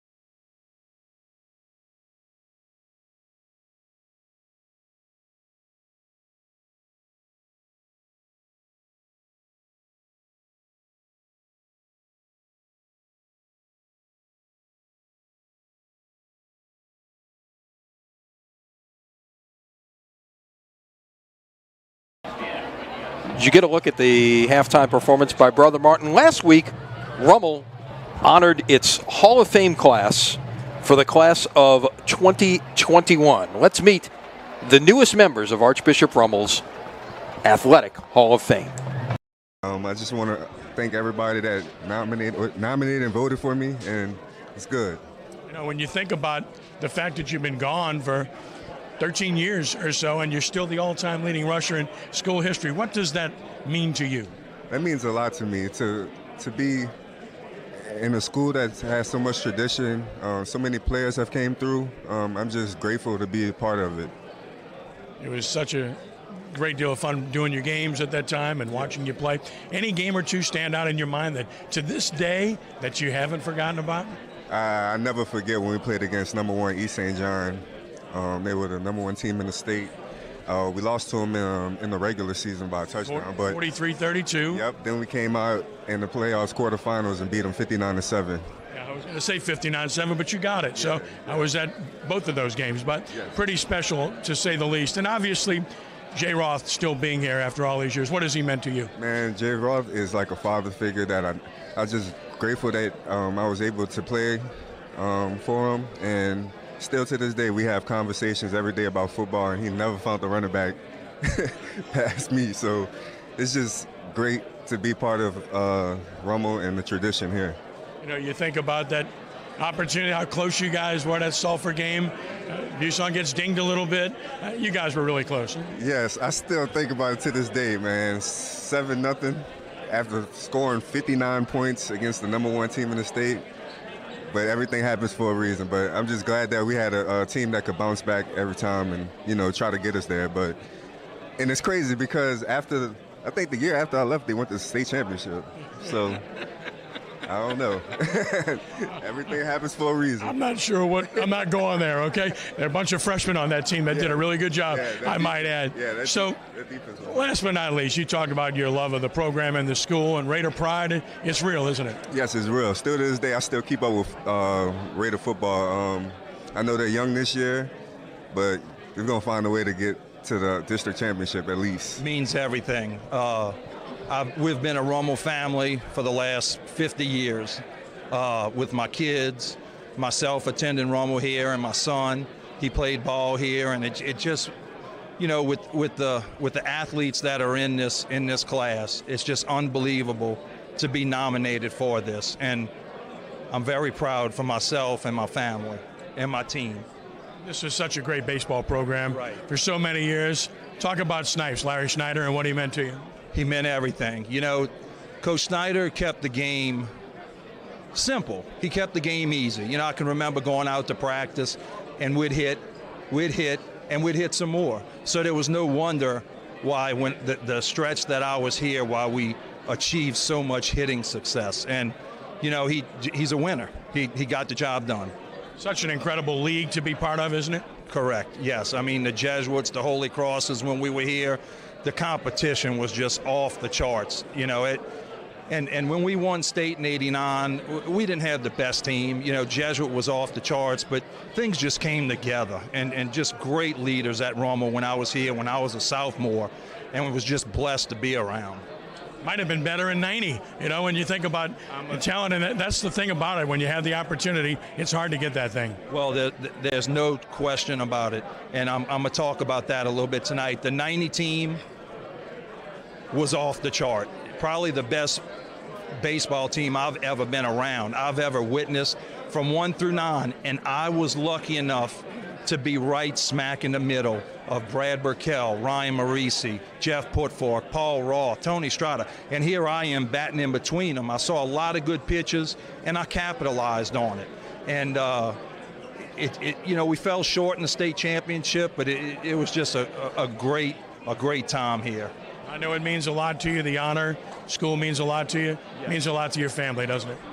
It does. It really does. We've been Raiders from the beginning, still to this day. We attend all the football games. You know, my son is out of school now. My daughter's at Chappelle, and we're still involved with Rummel. And it's an exciting time. It means a lot from the hard work, but not only from the work, from the people that are here tonight and the support. that I see that are here. Well, it's a home run for you. Last but not least, any one game, any one moment that you go back and look at in your career that may have stood out to you to this day? You know, there's been a lot of them. One of them was when we beat Holy Cross. Won't mention any pitchers' names, but I hit a double to get to the district championship, and you know, but there was so many of them. You know, another one was when Joey Cabaceres in the state semifinals, he breaks my nose. I come out the game. Jesuits happy. It's the end of the game. My backup comes in, hits in 2 runs to put us to the state championship. And you know, and again, I've always been very humble. It's not about me. It's all about timing with sports, and I was there at the right time. Your brother Barry was a terrific track and field star. He can't be here, obviously. He's in a heavenly place. But talk a little bit about what it means to the family to see him get inducted. Sure. You know, Barry passed away 7 years ago, and you know, it's you know, getting together for this honor, you know, is just it's so important to the family, to his 4 kids, you know, 3 of which are growing into, you know, just wonderful adults.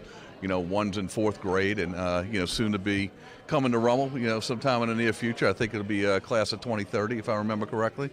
But you know, again, it just means the world for us to celebrate, you know, my brother, celebrate the great things he did, you know, when he was at Rummel in sports, and the legacy that he left, you know, for his kids to enjoy. So not many brothers have that pennant up on the wall these days. Last but not least, characteristics about Barry. What described him? You know, what was he all about?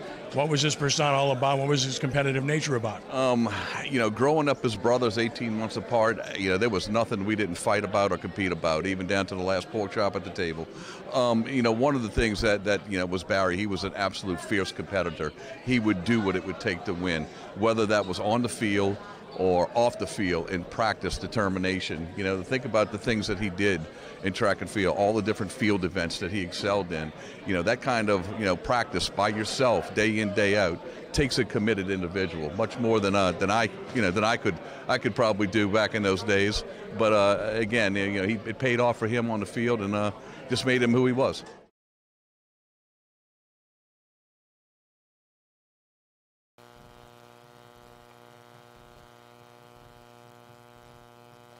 As you look at the Raider marching band and the Chapelettes performing here at halftime at Joe Yenny Stadium, Rummel's got some work to do here in the second half, trailing 24-0 to Brother Martin. Lenny Van Gilder, Wade Kaiser. Wade, let's take a look at the first half numbers, and obviously those numbers suggest the dominance that we see on the scoreboard. Brother Martin offensively has been tremendous with 288 total yards, and then on defense holding Rummel to just 30 total yards in the first half, including -1 rushing. What jumps off the page in terms of what you saw in the first 24 minutes? -1 yard rushing. I mean, you're not helping your team out when you're 3 and out, 3 and out, 3 and out, 3 and out, 3 and out. You know, the defense from Rummel got a huge win when they held them to 3 points to make it 24-0 in their just towards the end of the second quarter. And that's something you can build on, but they've got to get something going offensively. I mean, Brother Martin is like a fine-tuned machine here. 122 yards rushing, 166 passing for a total of 288. I mean, they're in tempo. Their engine is purring, and you know Rummel's body language. You can see it on the field. Unless they get something happening, all right, it can only compound from here. Yeah, we've seen 4 quarterbacks in the first half. Brother Martin didn't miss a beat. They went with Clayton Leonardo for the first 2 series. They went to Garrett Mamahat on the last play of the first quarter. He played the entire second quarter at quarterback, and you know Mamahat comes in and just starts taking the top off things after, you know, Leonardo really established kind of more of what they were going to do on the ground. Right, you know, Mama had a couple misfires, but if anybody knows anything about an AC separation, it's hard to really rotate down in your throwing shoulder. You got a little separation in there. That little bit of pain and inflammation is going to make you not completely follow through. He had a couple of sails, but for the most part, a cat running around out there throwing a football the way he is with a separated shoulder, you know, he's a solid athlete, and he shows it every time he's on the field. A lot of big plays in the first half on both sides of the ball, but probably none bigger than that Mamahat 50-yard touchdown pass to Leonardo that made this a 21-10 8-0 game. Brother Martin adding a field goal just before the half, and now it is a 24-0 Crusader lead as we await the start of the third quarter here from Joe Yenny Stadium in Metairie.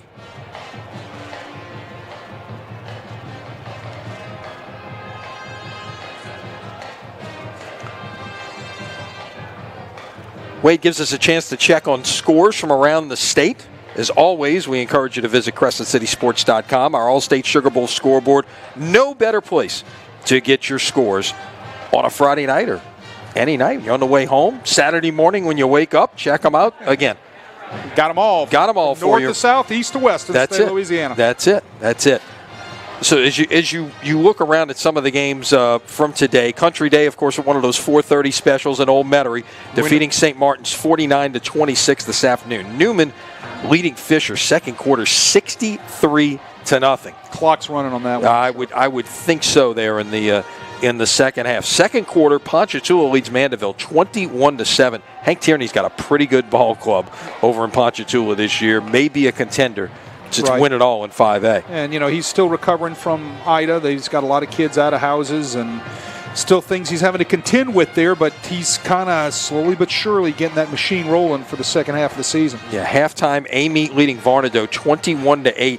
Over at Tad Gormley this evening, second quarter, Jesuit leads St. Aug 35-9. Well, Jesuit defensively, I know, is real good, but to put 35 points up in the first half on St. Aug, they've got things rolling right there. We saw probably one of the better quarterbacks in the league the other night from Jesuit. Larivier is terrific. Absolutely terrific, and I'm sure he's clicking on all cylinders tonight. No doubt.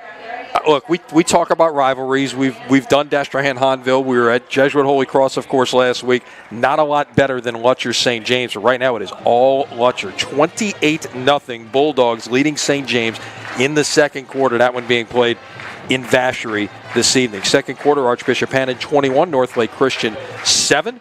Second quarter, more on this one later. John Curtis Christian 35, Archbishop Shaw 9. Curtis, of course, the only other unbeaten team in district at this point. They had their district bye last week. Rummel had theirs in week 4. So each of those teams just 1-0. Brother Martin coming in tonight at 2-0 and seemingly 24 minutes away from turning that into 3-0.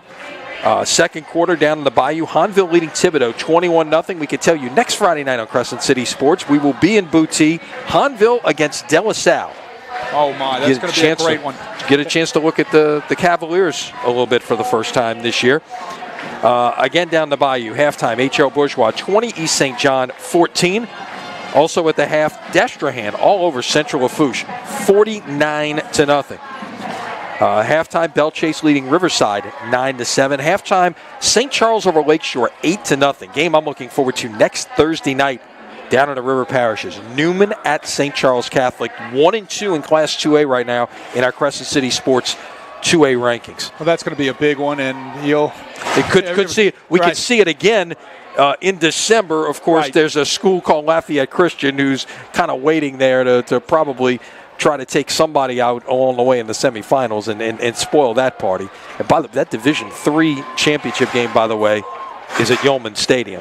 If it's Newman St. Charles Catholic somehow playing at Yeoman Stadium for the Division III title, that place will be rocking. That might have shades of the 1978 St. Aug Jesuit game with a crowd. Largest in history. Yeah, that's going to be a doubleheader. Division III followed by Division I on Friday, December 4th. That could be a lot of fun to watch. Absolutely. It's halftime. Salmon leading Kenner Discovery 34-7. Kenner Discovery coming in at undefeated in that one, but Salmon has a big lead at the half. Second quarter, West Jeff 21, Chalmette 15. Chalmette beating John Ehret last week. Correct. That district 8-5A is kind of it's a toss-up right now. I mean, somebody may win that with 2 losses by the time it's all said and done. What is Peyton called a yo-yo type of district? Yeah. I mean, I talked to Jason Tucker this week about his win against John Ehret, and man, he was on cloud 9. I said, let's get down off your cloud, dude, because you got to come back and see a really good West Jeff team this week, and we could see the score right there at halftime. Yeah, and he's got East Jefferson right here next week, I believe. Who is no pushover. No, exactly. East Jefferson undefeated as well. First quarter is last. We had Hammond leading Slidell 8-7. St. Paul's over Covington 14-0 at halftime. And that's pretty much what we have going on. A couple of games going on tomorrow. You've got out-of-district Holy Cross playing Helen Cox tomorrow night.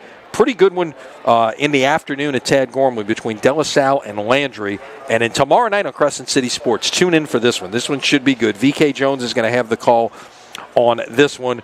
From Tad Gormley, Edna Carr, and Warren Easton for the 9th time in the last 5 years. They play in the regular season, and they've played the last 4 years in the playoffs, twice in the championship game and twice in the semifinals. I mean, look, you think they know each other's secrets? No, they know everything about each other. They see each other 2 times, sometimes 3 times every year. So, wow, two of the better teams in the city of New Orleans in prep football, and they'll be squaring off again tomorrow night. Should be a lot of fun. Both teams back out on the field, getting in their warm-ups about a minute and a half away from the start of the third quarter.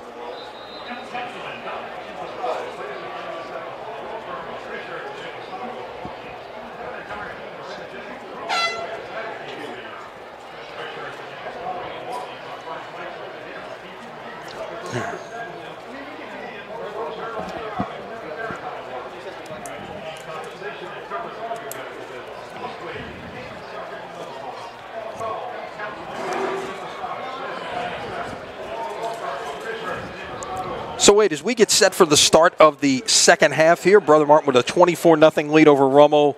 Take us into both locker rooms. What was the conversation like by the head coaches and their respective teams? Well, I don't know if I want to go into that Rummel locker room right now. I imagine there were a few things said by both coordinators as well as the head coach, Nick Monica, that we can't say on the air right now. But the bottom line is, what was said in the Rummel locker room is we've got to come out and we've got to get something going. We can hang our hat on offensively and make sure we do what we're supposed to do as an offense to help our football team, because our defense out there is battling, and they just can't stay out there all night.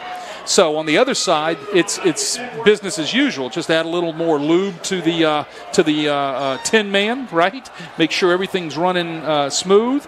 Go over what it is that you want to do in your first series when you have the ball offensively. Go over what fronts have been working for you defensively, what defensive packages you have been using, blitzes, etc. Just review those real quickly, and then let's get out and play a good second half. That's what was said in the Brother Martin locker room. And then, of course, the special team game. Let's make sure we continue doing a good job on our special teams.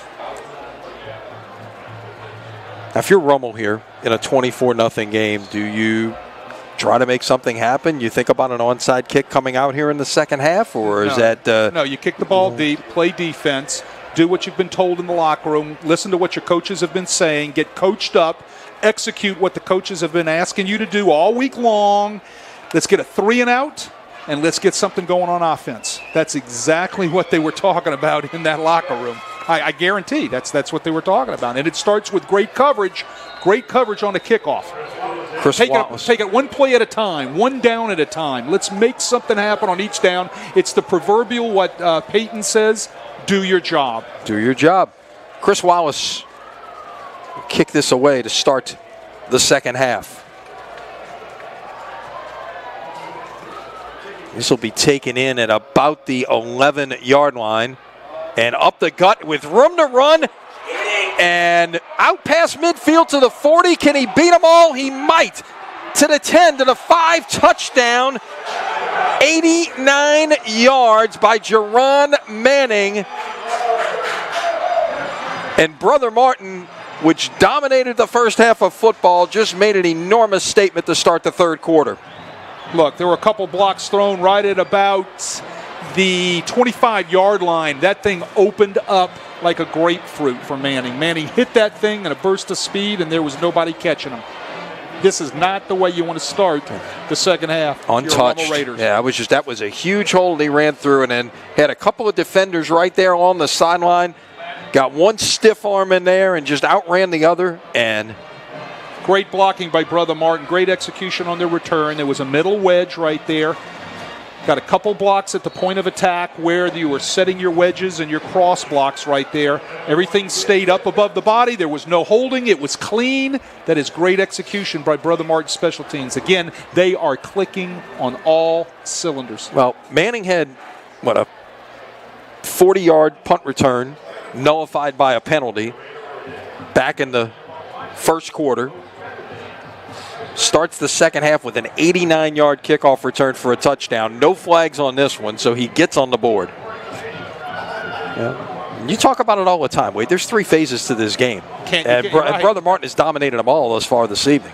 Well, like I said, they're finely tuned, and everything seems to be clicking and going their way. Sometimes you run into a buzzsaw that's working that good, and it's hard to get out of the way of those teeth of that buzzsaw.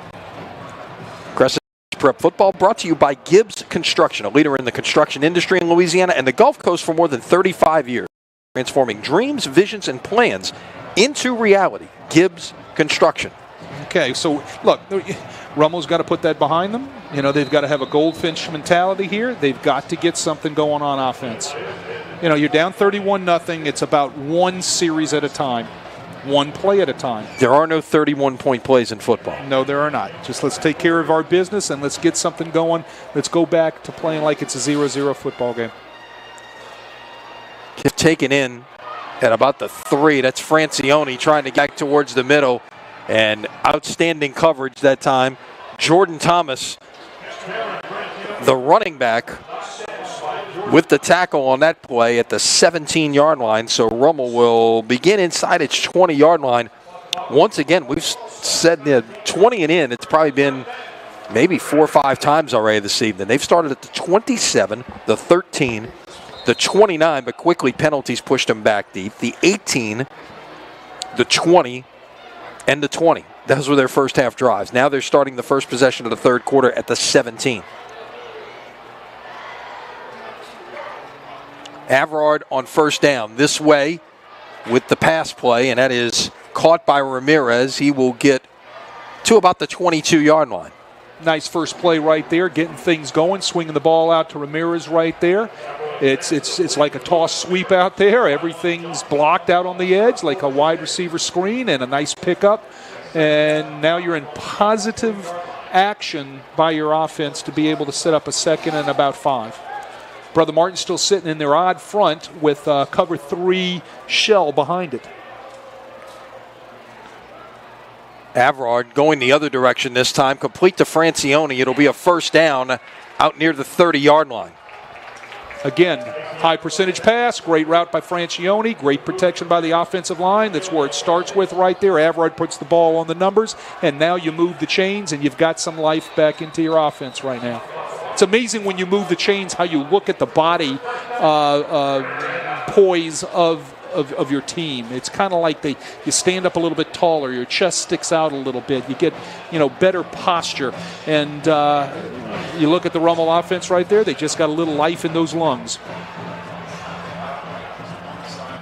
They have an injured player. Looks like there's an injured player out of bounds by the first down marker across the way. So a stoppage in the action. There was nothing going on the field. All of a sudden we see Rummel heading over to its bench. It's a Brother Martin player that is right near the chains, and they're not moving him. So obviously they've got to stop the play to attend to the player, and also just out of a safety factor. Sure, he's right there. Yeah, he's right there in the. Yeah, he's in the. Right. Yeah, he's right at the edge of the sideline. The big white border in front of the bench. They want the players behind the second line. So it's. You're right. It is a safety thing. They need to attend to him, and then get him back in a position where they can take a look at him. Can't get a number. Look like they're fooling with his right ankle. Standing up now. That looks like number 4. That was 4. Yeah, that's Gregory Jackson, the cornerback. Right. Might have been in on the play defensively there because it went in that direction. Obviously, right about where the end of the play was. And they maybe rolled his ankle a little bit as he went out of bounds. But the good news is here is 1st and 10 for Rummel. From the 29.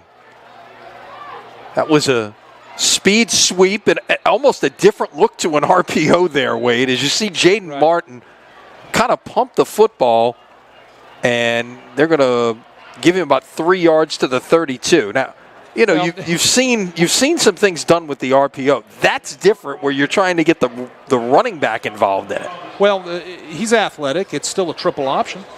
He has once they hand the ball off to him, you take away one of the options, and now he has the the option to run it or throw it, depending on what the defense have given you, and he decided to run it. We saw that back in the first quarter. Tried to run the bubble screen that time to Nicholas Howard. It goes incomplete, and it'll be third down. Sitting right there in the path of that bubble screen or that tunnel screen was Kai Brown, defensive lineman number 93. I mean, they didn't called his name a bunch tonight. Right. They didn't fool him. He was right there, and he just batted that thing down. Got a big paw up there and knocked it down. 6'3", 225-pound junior. Boy, he's a nice-looking football player. He looks every bit of the part of a solid defensive end there. Line to make is the 39. And this was out of whack from the start. Whistles and a flag. It's a false start against Rummel, so they will now have to play third down and 11. Had a few false starts in the first half. It seems like they haven't gotten that out of their system, and now they're going to back that thing up, and they're going to be behind the sticks again. This isn't where they can operate, and it's not in their MO. When you're playing young kids and you're inexperienced, you've got to be able to be in a down and distance that is going to be favorable to what you're trying to get your kids to execute. And third and 11 isn't. So operating from the 28. Trips to the top of your screen. Avrard runs. Might have gotten about a yard there. Thought he had a little bit of a lane to run through, but Brendan LeBlanc from his defensive line position was one of the guys there that closed it up for Brother Martin. Nowhere to throw. Everything's covered up by that Brother Martin defense downfield, but there was also some penetration up front, and that got Avrard off his spot. He kind of started running around there, and he just didn't have any place to go. So fourth down and 10.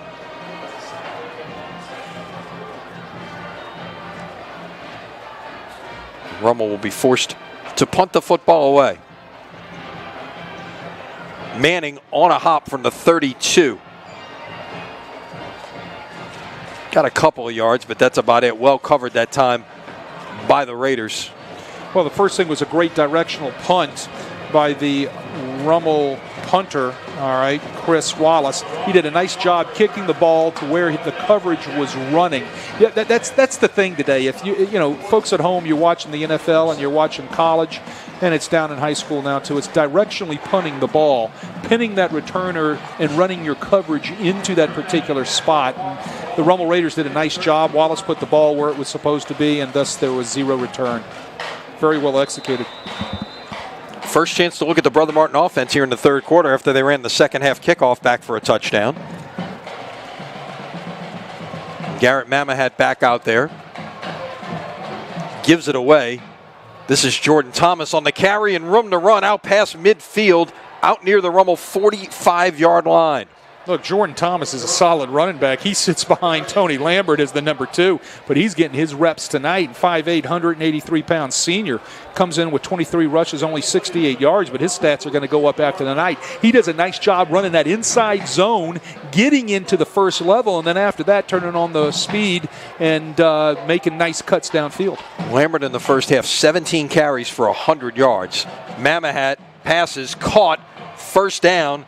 This is Oob on the catch and still on his feet, but he's finally brought down at the 26-yard line. Julian Oob came into the night with 3 catches for 48 yards. That's his 4th catch of the year. That was RPO all over it. They fake the counter one way, they come back with the slant the other. That's one of the RPOs we saw in the first half. Mamahat right on target on the slant. He had the coverage that he wanted. He got the outside linebacker to move with the run fake, so they throw the slant right behind the outside linebacker. Thomas on the carry will get about 5. You know, the RPO game is so big now at all levels, right? And you talk to many defensive coordinators and they say, well, the way you defend the RPO, I don't know if there's a way to defend the RPO, because here's the deal. What you do is wrong. Now, you got to execute, right? You've got to make sure offensively you're getting the read right, you're getting the post-snap read right, and you're doing what it is you're supposed to be doing with the ball. But, defensively, how do you defend it? That's a great question. Thomas falls forward to about the 11-yard line. It'll be first down. I don't think they're going to put this at the 10. Let's see. If they put it at the 10, if it's touching the 10-yard line, it's first and goal. If it's short of the 10-yard line, then it's first and 10. Nope, they laid down the sticks, so they will give him the 10-yard line. I think one of the things about defending the RPO is making sure you do what your kids can do best and making sure that they execute what they can do best on defense. Thomas still on his feet, into the end zone, touchdown, Brother Martin. That's all Thomas on the inside zone. Let me say this, that's all Brother Martin offensive line. All right, that's all Brother Martin offensive line. These guys all night long have been doing a yeoman's job. Brett Guillory, Jason Montgomery, Scott going to Air Force, Grant, I want to say Bucoy. Yeah. Did I say that right? Grant so. Bucoy, Michael Bro, Jaden Shepard, Sam Harris, Keegan Gilliard has been in there also. These guys have been doing yeoman job all night for Brother Martin offense. That was a 68-yard drive. Keep in mind, Brother Martin had 288 yards of offense in the first half. Kick by Liuzza is good. And your new score with 7:15 remaining in the third quarter is Brother Martin 38, Archbishop Rummel nothing.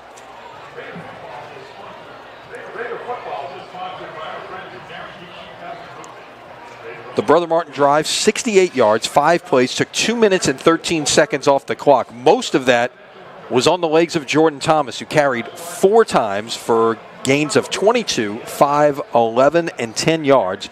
The last 10 for the touchdown. They ran, if my memory served me, they ran 3 types of plays in that series. They ran inside zone. They ran inside zone RPO. And a counter RPO. 3 plays. Executed all 3 perfectly to put together that drive. Now, they ran them a couple of different formations, a couple of different ways, but it was still all the same play in a different salad bowl, if you would say. Liuzza's kickoff will drive Francione right back to the goal line. Trying to get a seam. It was there for a second, but it closed up quickly, and he gets it out to the 20-yard line.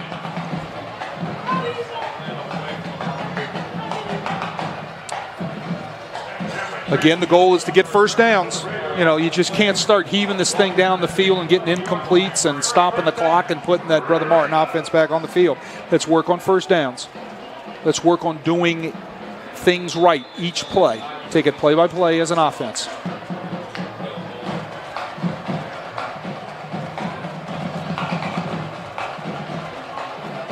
So Casey Averard back out to lead this Rummel offense.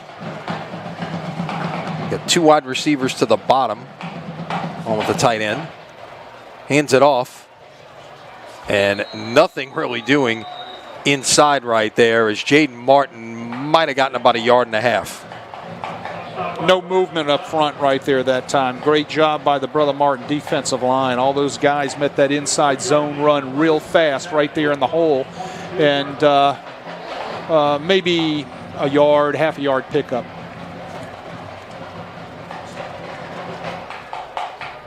You know, Brother Martin now will just sit in their front and make sure that they take away the things that you do best. They can kind of tee off on you, I guess, is what you would say. Best run of the night thus far for Jaden Martin. He gets out past the 30.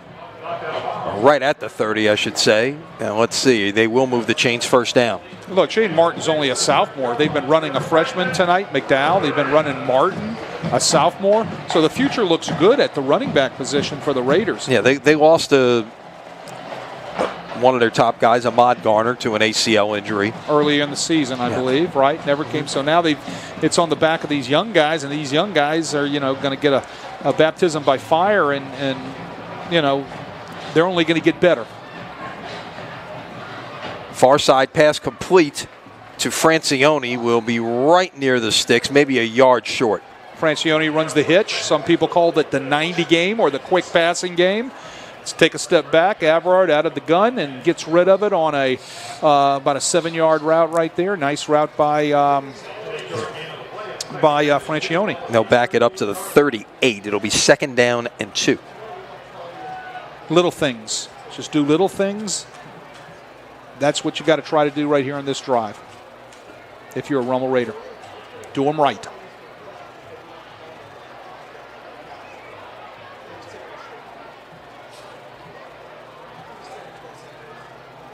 Pass caught. 1st down, Rummel. That was Ashton Kofelt, the tight end. Senior, little waggle look right there by Casey Avrard. Little boot, absolutely off. Slipping the tight end out underneath the coverage right there. They caught Brother Martin in a man coverage. Nobody covering the tight end that time. Nice little package, nice little fake right there off the inside zone to set up the boot. You're right. Little things. Nice little easy completions. Doing things right. Yeah, back-to-back 1st downs here for Rummel to get it out to the 45-yard line. Brother Martin's back into their zone look for coverage. Avrard going back in that direction. A lot of his passes have gone to his right side, the top of the screen as we look at it right now. That was Nicholas Howard on the catch. Gain of about 6. And what they're trying to do is they're trying to just get him comfortable. Let's go to the side that you feel best. They're giving you a lot of room out there on the corner to run your little hitch routes and things of that nature. So let's take what we're getting from the defense.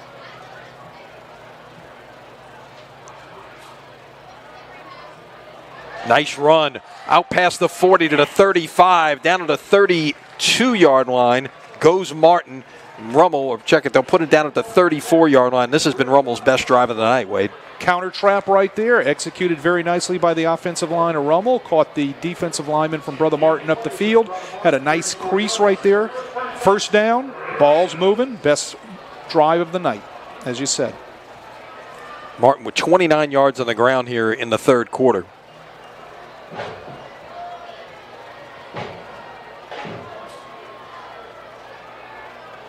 Avrard taking a shot down the field, incomplete, and flags come in. It was intended for Francione, but I think Jamal Holmes got a little bit too handsy right there. Got a little too handsy. Flags come flying out. He was beat for a second. Jamal Holmes was by the flag route or the corner route or the 9 route, if you're going to use technical terms right there off the bootleg action. Ball was just a little slow coming out. He gets the ball there a little bit sooner. He had a completion and possibly a touchdown. And then, like you said, Jamal Holmes got there late and decided to play with his hands a little bit, and they got the flag. Well, that's one of those things, Wade. In that situation, you've got a right-handed quarterback with a rollout left. So he's got to be able to square his shoulders again to get the ball going. It's got to be tempo. It's got to be quicker. Tempo quicker. He's got to get around, got to get his shoulders squared to the line of scrimmage and get it out. That should be practiced 1,000 times a day as a rep in pass on air as a quarterback and your receivers. And I'm sure Coach Chango does that. Rummel in the red zone for the first time tonight at the 19 of Brother Martin. Avrard, pass caught. Get about 5 that time. That was Ruben Ramirez on the catch. Nobody touched Kai Brown. he came loose. He was just let go. You can't just let people go up front. When you let them go, Avrard gets pushed off his spot right there, and he was lucky enough to get out of it and get to completion. But Kai Brown was all over Avrard about 5 yards, 6 yards deep in the backfield because he was left untouched. That's what you call in the baseball game a no-hitter.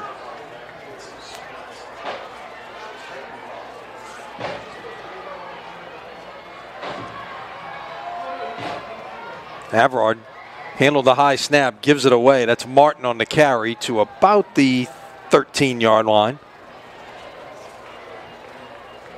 That was number 95, Dakota Burns, on that stop on the inside zone.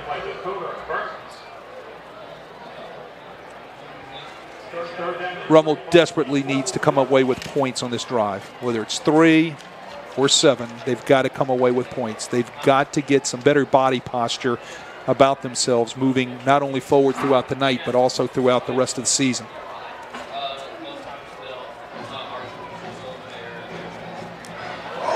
Avrard had a chance to get to the sticks right there, could not get there.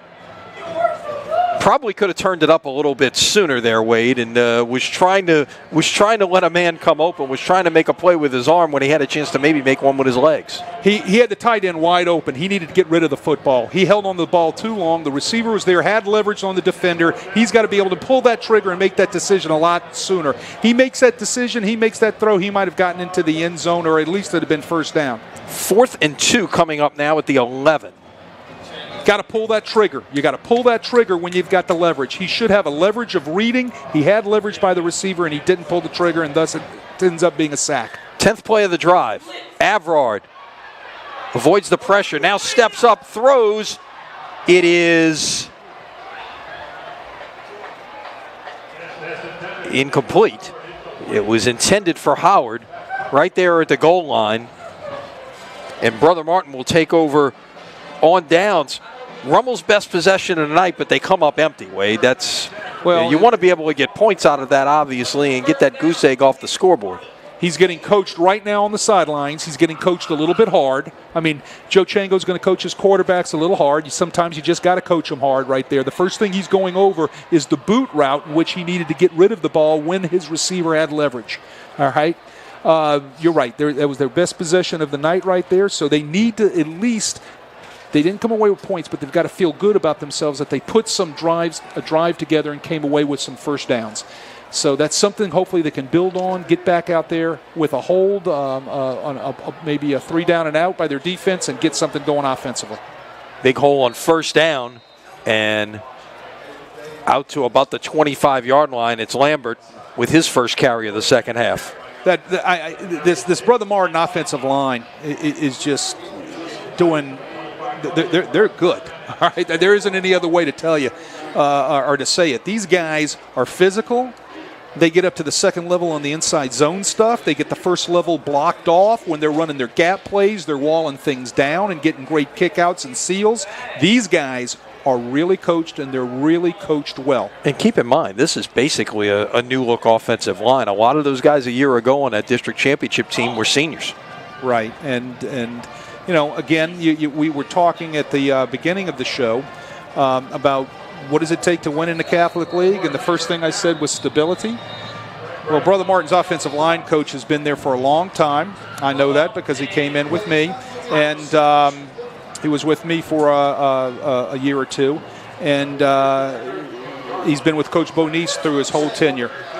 The injured Rummel player at about the 33-yard line looks to be Tyrone Hayes, and he's an interesting story, Wade. We saw him a year ago as a very effective tight end H-back, really making a difference with a chance to play at the next level. And indeed, he is. He's committed to McNeese.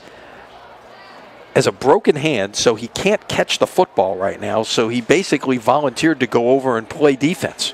And he's been playing linebacker for this team. He's got 25 tackles in the first 3 games of the year, a tackle for loss, an interception, so he can, I guess, catch the football that way. And then he's also a back in their goal line and short yardage package. He scored the winning touchdown last week against Shaw in the last minute of the game. So, this is a guy who's endured a lot this year, but yet is doing what he can unselfishly to try to help his team, and you hope he's all right here.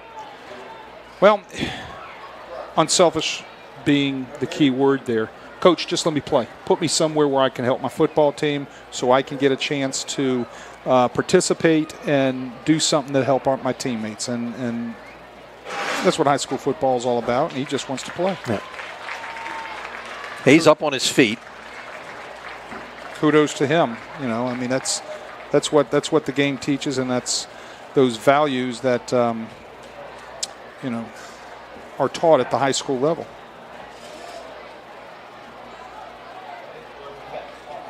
He is going to need to be helped off here. And you look at his teammates. Look at his teammates coming out there to help, to let him know how much they appreciate what he does out there. Well, that's a sign of what Nick Monica and his Rummel staff are preaching there. They're preaching team, they're preaching unity, and there's a prime example that you're seeing take place in front of you.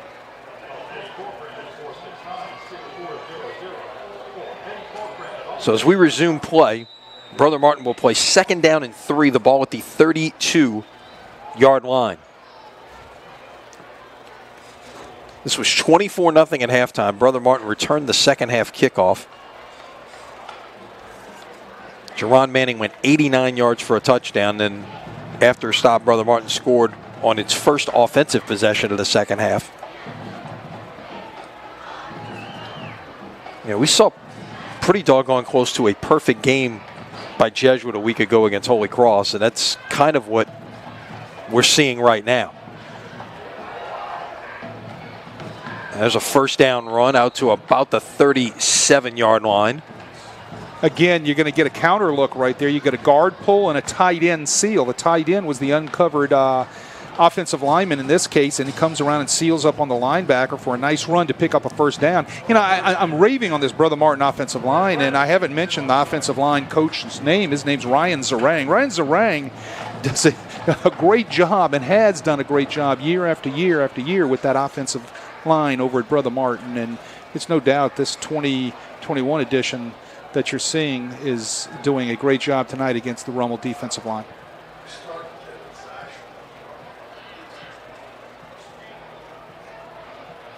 Give it away on first down. That's a new back in the game for Brother Martin. That's Jordan West out to the 41-yard line. And if the West name rings a bell. That's a common name. Yeah, it is. It is. Jared is his older brother who is coaching wide receivers on this team. Went on to play at Northwestern State. Right. Called a couple of his games and a couple of college games. Yep. I had the pleasure of working for Cox Sports a couple of times, and I think we called a couple of his games. Yep. And so got to see him play up there. He had a very good career at Northwestern. He had a great high school career at Brother Martin. Third quarter is in the books. 12 minutes to play in this one. It is all Brother Martin. Crusaders 38, Raiders nothing.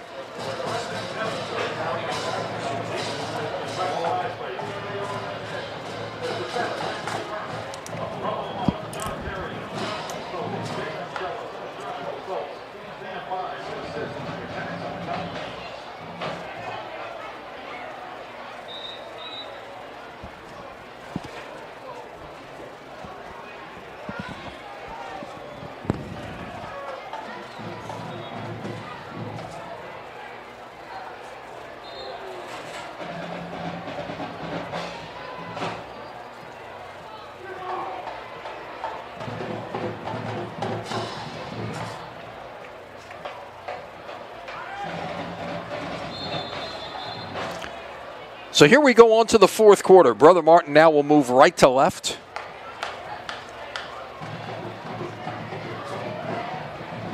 Jordan West on the carry with room to run out past midfield. Rummel 40 to the 30. Tries to cut it back up inside. He's brought down at the 23-yard line. A gain of 36 for the sophomore. Runs that inside zone. It just opened up.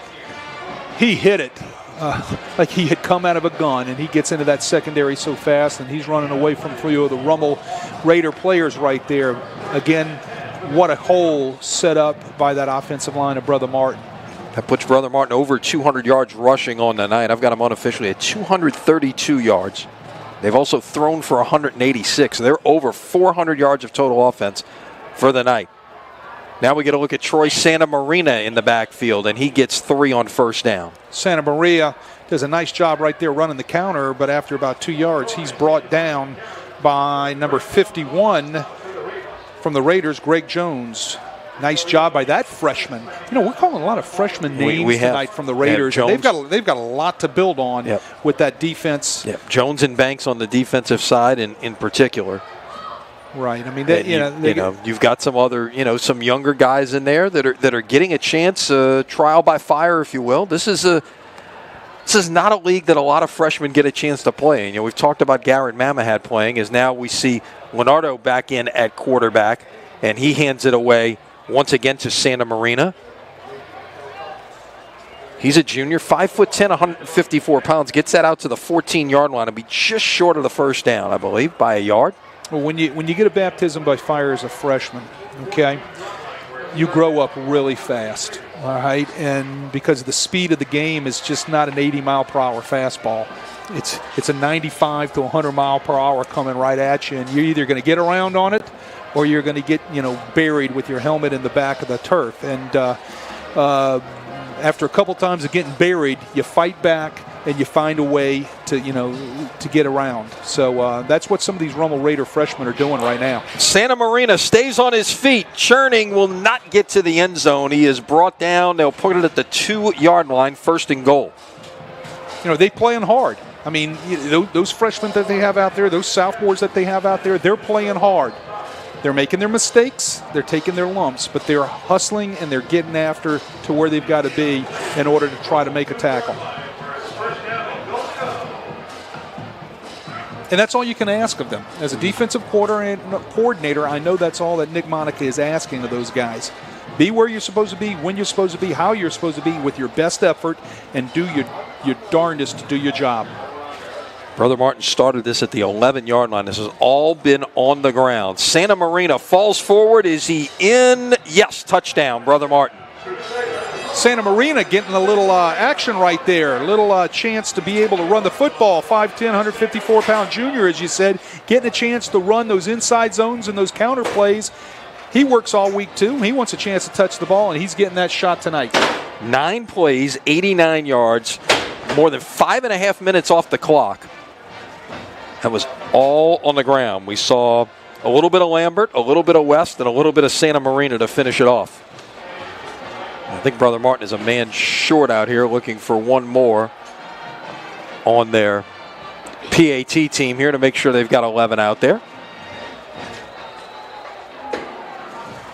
Well, you're going to probably start seeing from Brother Martin maybe a few jerseys that you haven't seen in the first half. You might start seeing some substitutions on this next series on defense by the Brother Martin staff. It'll be interesting to see if Rummel does the same thing. Kick is on the way, and it is good. And your new score with 8:55 to play is Brother Martin 45, Archbishop Rummel nothing.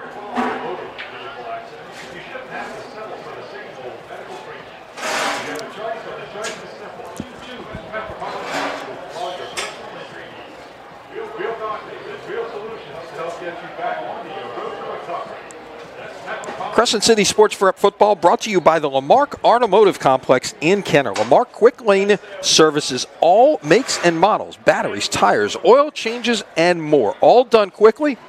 Well, you can enjoy some popcorn, Wade. How about that? Must be a reason. While I get my oil change, I can enjoy some popcorn. How about that? I tell you what, sign me up. Free food, free drink. There you go. Our thanks to Ronnie Lamarck for his support of high school sports here at Crescent City Sports. Will he come out and sing? That's all I want to know. It's quite by the way, I believe it is maybe 3 weeks from tonight. Ronnie Lamarck at Rockin' Bowl. Singing? Get your tickets now. I think I'm going to go do that. May be selling cars in the parking lot too. I'm not sure, but it's very possible that he's. Well, no one, he's there to sing. No one, Mr. Lamarck. He's there for the fun, but he's also going to get a chance to sell. Oh, no doubt. No doubt. Here's the kickoff out to the 4-yard line. This is Stamps with room to run out past the 40. He's got the kicker the beat, but I tell you what, a nice play right there, Wade. Not giving up on it was Austin Tatum and brought him down from behind at the 45-yard line of Brother Martin. Great execution by the kickoff return team right there. It's a simple middle wedge set up on the hash. Those guys got there, got set up, turned around, and got nice blocks. There was no laundry on the field behind it, so that means that they executed all their blocks the way they were taught, and the result is great field position for the Raiders. It'll be 49 yards on the return. Easily the best field position of the night for Rummel as they start this drive on the Brother Martin side of the 50 at the 47-yard line. Again, let's chip away. Let's get on the board. Let's do things right. Mikey Ryan in at quarterback right now and whistles before this can get started. I believe it may be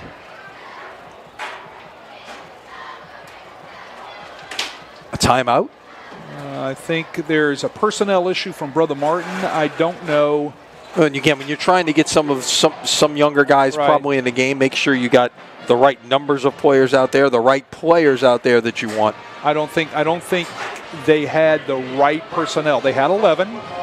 but I don't know if it was the right 11 that they wanted. Now, the scoreboard is showing a Rummel timeout, so maybe it was a Rummel timeout to make sure they wanted the personnel out there they had with the, with the personnel that was at the game to run the play that was called. And that's entirely true, or they want to make sure that the communication came in the right way for the play. So call a timeout, get your communication right, because right now you're back to ground zero here. I mean, this is ground zero. It's all about doing little things right. So it starts first with, alignment and assignment and making sure that all that's in and communicated right. Toss to the left side. That's McDowell on the carry with room to run out past the 35-30, 25-20, down to the 15, and he stepped out of bounds. Let's see where they mark him out. It'll be the 16-yard line. A gain of 31 for McDowell, and Rummel, for the second straight possession, is in the red zone. I see what Coach Monica sees in this young freshman. He's got some jets. He got outside and just ran away from the guys in white. Once he gets into the secondary and he gets open room to run, he can flat get it. Only 5'6", 145 pounds. You know he's going to get bigger. Just a 14, 15-year-old. They're going to keep growing. Mom needs to feed him a little bit. This is Ryan on the little waggle pass. Tried to hit his tight end and falls incomplete. That was Xavier Powell, the intended receiver right there, the junior. Had his tight end on a 9 route or a corner route, needed to get rid of the ball just a little sooner. That seems to be a problem with the bootleg game with Everard. Just holding on the ball a little bit too soon, needed to get rid of it, and he would have had a touchdown. So 2nd down and 10, ball at the 16-yard line. Rummel got it to the 11 on its last possession and then got stopped on 4th down. Give it away to McDowell. Up the middle. 1st down and more. Still churning. Trying to get to the end zone. Still moving. Did he get across? No, they're going to mark him up about a foot short, at least according to the line judge on this side. Counter was very well blocked by the Rummel offensive line. Got a great kick out, great seal. They ran counter. McDowell did a nice job hitting the hole and getting north and south. So from the 1. Possibly even inside the 1 here.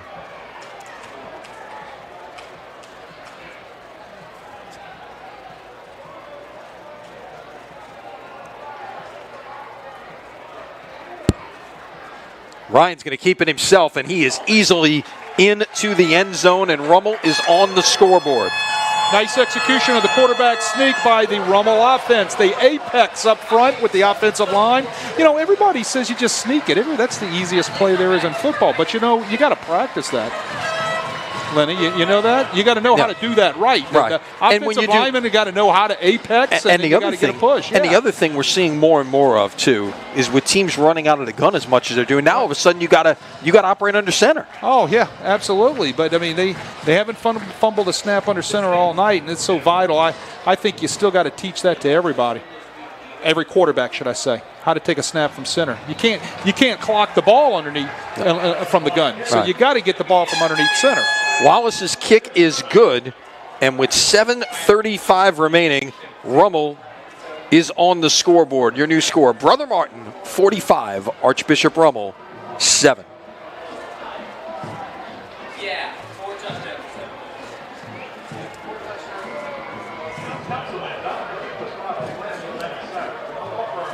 So Wade, the Rummel scoring drive, 4 plays, 47 yards.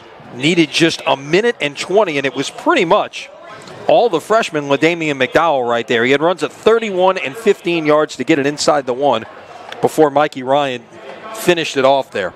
Well, that was positive steps for the Rummel offense, okay? You can build off of that, right? That's what you talk to your kids about when you get on the boundary, all right? Get their body language better. They just scored, okay? Now we go out and do it again the next time we get the ball. Okay, it's the little things, the little positive steps in the coaching and teaching that you want to do with your kids.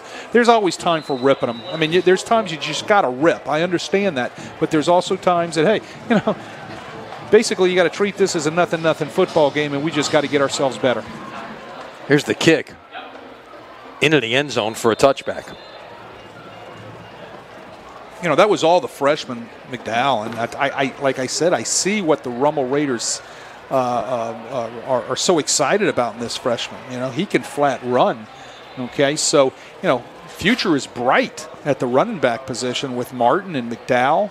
And those guys are going to be really solid down the line for the Raiders.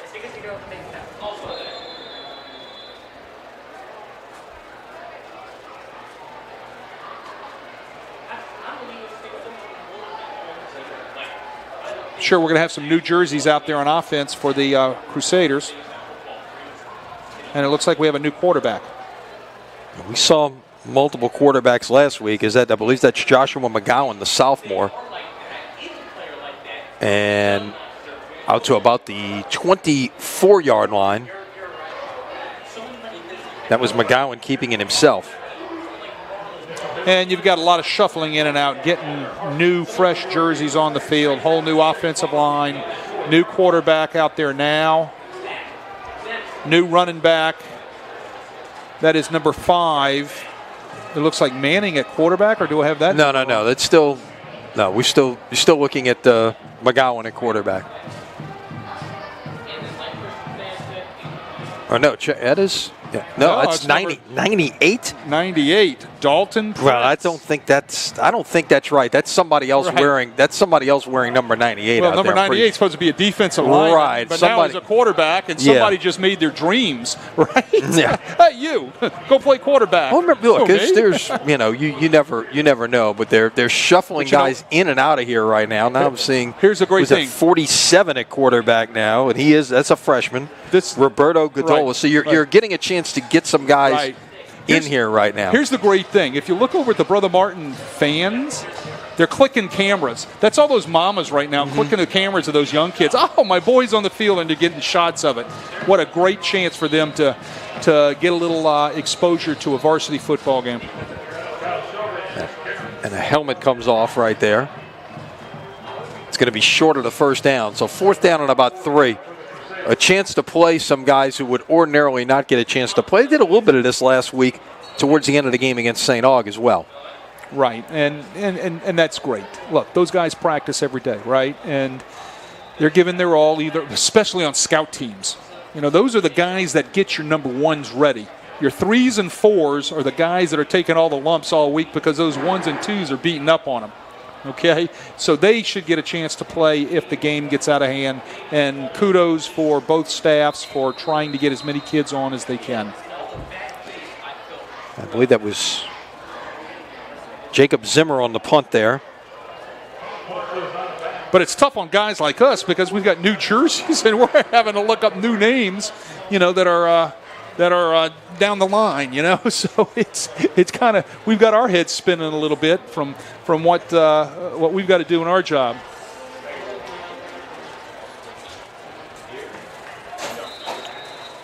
So I believe across town, that game, or across the river, I should say, we're not that far from the Huey, that game has gone final, and John Curtis has defeated Shaw 37-16, as Rummel will take over here at the 47-yard line, and that is once again McDowell trying to get the edge. He stayed in bounds. Looked like he went out of bounds, but he stayed in to about the 31-yard line.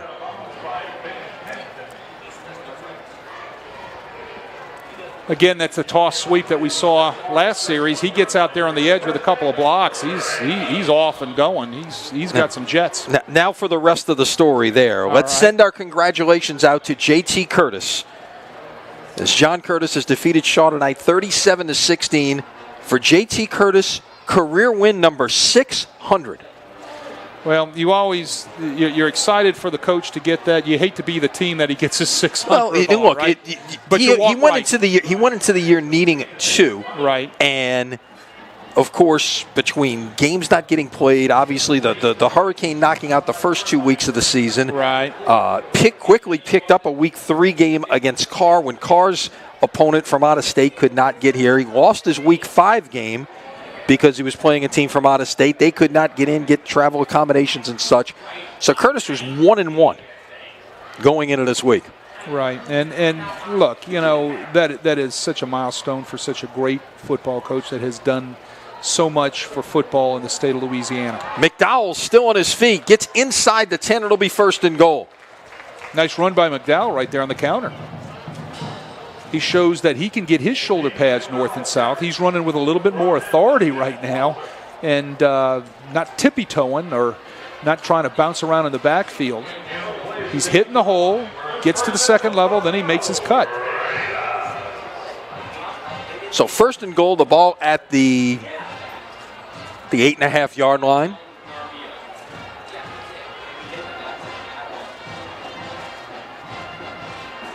And again, you're looking at some backups against backups here, but McDowell has shown you a little life here. He'll take it off the right side this time. Can he get in? Yes, he does. Touchdown, Raiders. But what that does is that gives you something to build on with your young kids, because these young kids are going to have to play for Rummel the rest of the year with the injuries that they've been having. The age of many of their starters. You're going to be playing a lot of young kids. This is giving them big-time experience, and it's also giving them the opportunity to get some positive reinforcement.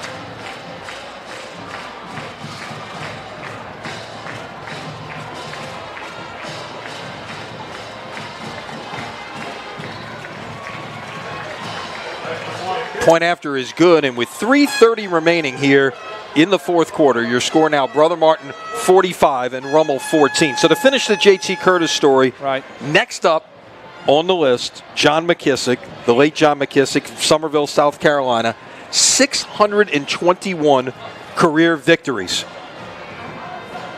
21 away.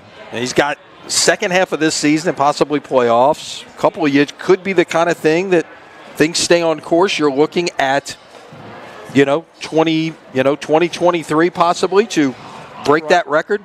He'll whittle away at it this year. And, if you talk to JT, he's not talking anything about numbers of wins. He's talking about team wins and how he's trying to figure out how he's going to manage the next week's Catholic League opponent. And I know JT, and that's what he's going to be talking about tonight. He's going to be very gentlemanly when he accepts, obviously, his 600th win. But it's going to be back to work tomorrow, getting his team ready for their upcoming opponent next week. Now, let's look ahead a little bit, if you will. Week 10, right here at Joe Yenny on an early Saturday afternoon. John Curtis, Brother Martin. Could that be for the district championship based on what you've seen thus far? Well, what I've seen out of Brother Martin, absolutely. There is no doubt. I mean, this is a fine-tuned machine. And finally running out of bounds at about the 45-yard line on that return. That was Santa Marina. Well, that's coming back. We got a flag on a Brother Martin blocker, number 35, William McKevitt, who was given the what for and the what to do to a Rummel defender right there at about the 40. Flag's down at the 37. Let's see where they marked this off from. He knocked him down. Then he knocked him down again, and then he stayed on top of him. And finally the official said, that's enough. And he throws the flag. I think that was his highlight. But he'll get barked at a little bit tomorrow. It's a personal foul, not a personal foul. They called it personal foul. So, as it rightly should have been, he was given the what for to that Rummel player. So Brother Martin's going to begin this drive with 3:17 remaining at the 22-yard line.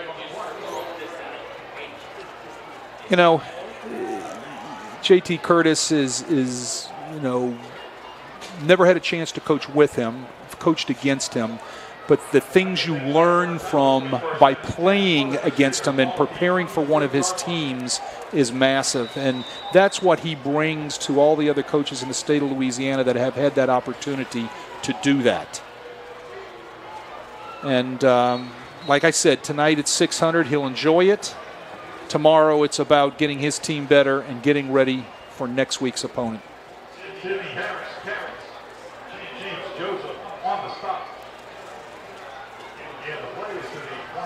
I think you're right about all of the cameras coming out now. kids who are getting maybe their first snaps. Exactly. You know, in their career. Moms are up there snapping it right now. They're loving it. Right. I just saw. I can't call all the names, of course. Right. Donick Richard has been a friend of our family for a long time. Getting a chance to get in there on that first down play. Dads is back in there right now. Dads are sitting up on the edge of their seat a little bit. Their chests are just getting a little bit bigger. You know, and that's what it should be. That's the way it should be. That's absolutely awesome. So 3rd down and about 1. It's back to McGowan at quarterback here. And that should be the first down with about 2 minutes to play. And you're saying, well, why doesn't Brother Martin just start kneeling on it? No. They got their young guys out there. Let's give them a chance to carry the football, get a chance to block, line up in your formations. I mean, they're even running their unbalanced formation with those young kids out there tonight, which is great. It's what you practice all the time. Don't go out and do something that you're not practicing. And plus, in the Catholic League, they play JV on Saturday mornings, and these guys are getting a little extra reps for tomorrow morning's JV game.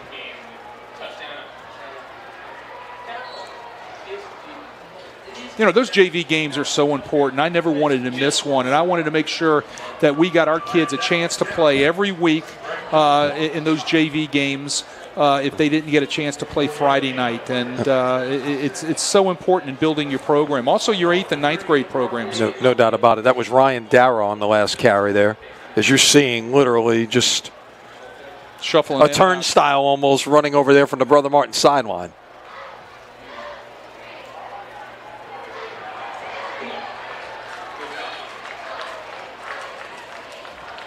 And that's great. They're running them out there, and they're saying, hey, go get you some. Go get you some. Go play. Go play. And you got a lot of, you got some younger guys as well playing on the defensive side of the ball. Ball at the 41-yard line as we tick under a minute here.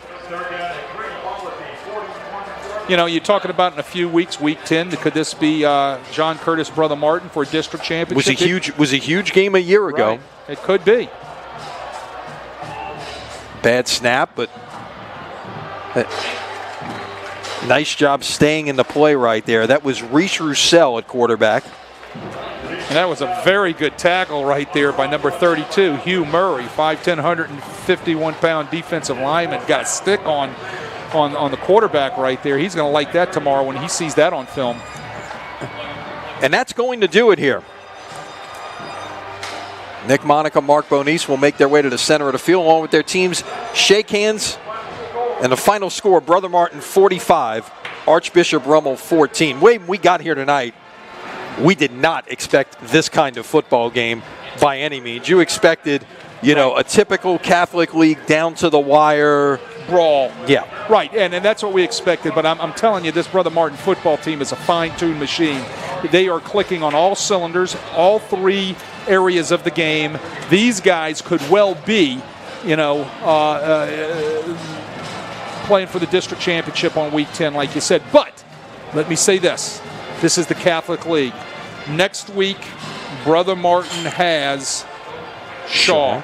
And look, Shaw's a very good football team. They're much improved. With a very good running back. So, you just can't take anybody lightly. Then they'll be facing Karen Crow in a non-district game, which Karen Crow defending 4A state championships. So you want to make sure you go down there and have a good showing. Then you got Holy Cross with a triple option offense that gives everybody problems. And then, of course, John Curtis, Week 10 on November 6th. So they have no margin for error. They've got to make sure that they keep clicking on all cylinders. They got to get a few people back off of injury, all right, just like everybody does. But they just can't rest on their laurels. What does Rummel have to do? Rummel's got to go back to work tomorrow, and they've got to get better from every aspect of what went wrong tonight. Correct the mistakes, and then put this one behind them, because next week they've got Holy Cross, and Holy Cross, again, is giving a lot of people problems with their triple option offense. Yeah, and then they finish with St. Aug, Curtis, and Jesuit. Right. Wade, it's been a pleasure. Look forward to doing it again next week when we head down to the river parishes. We have De La Salle and Hanville next Friday night for you here on Crescent City Sports. Thanks to Wade Kaiser, to Chip Merritt, our producer, Matt Merritt and Albert Garrett bringing you all the pictures. My name is Lenny Van Gilder. Once again, your final score tonight, Brother Martin 45, Archbishop Rummel 14. Until next time, so long, everybody.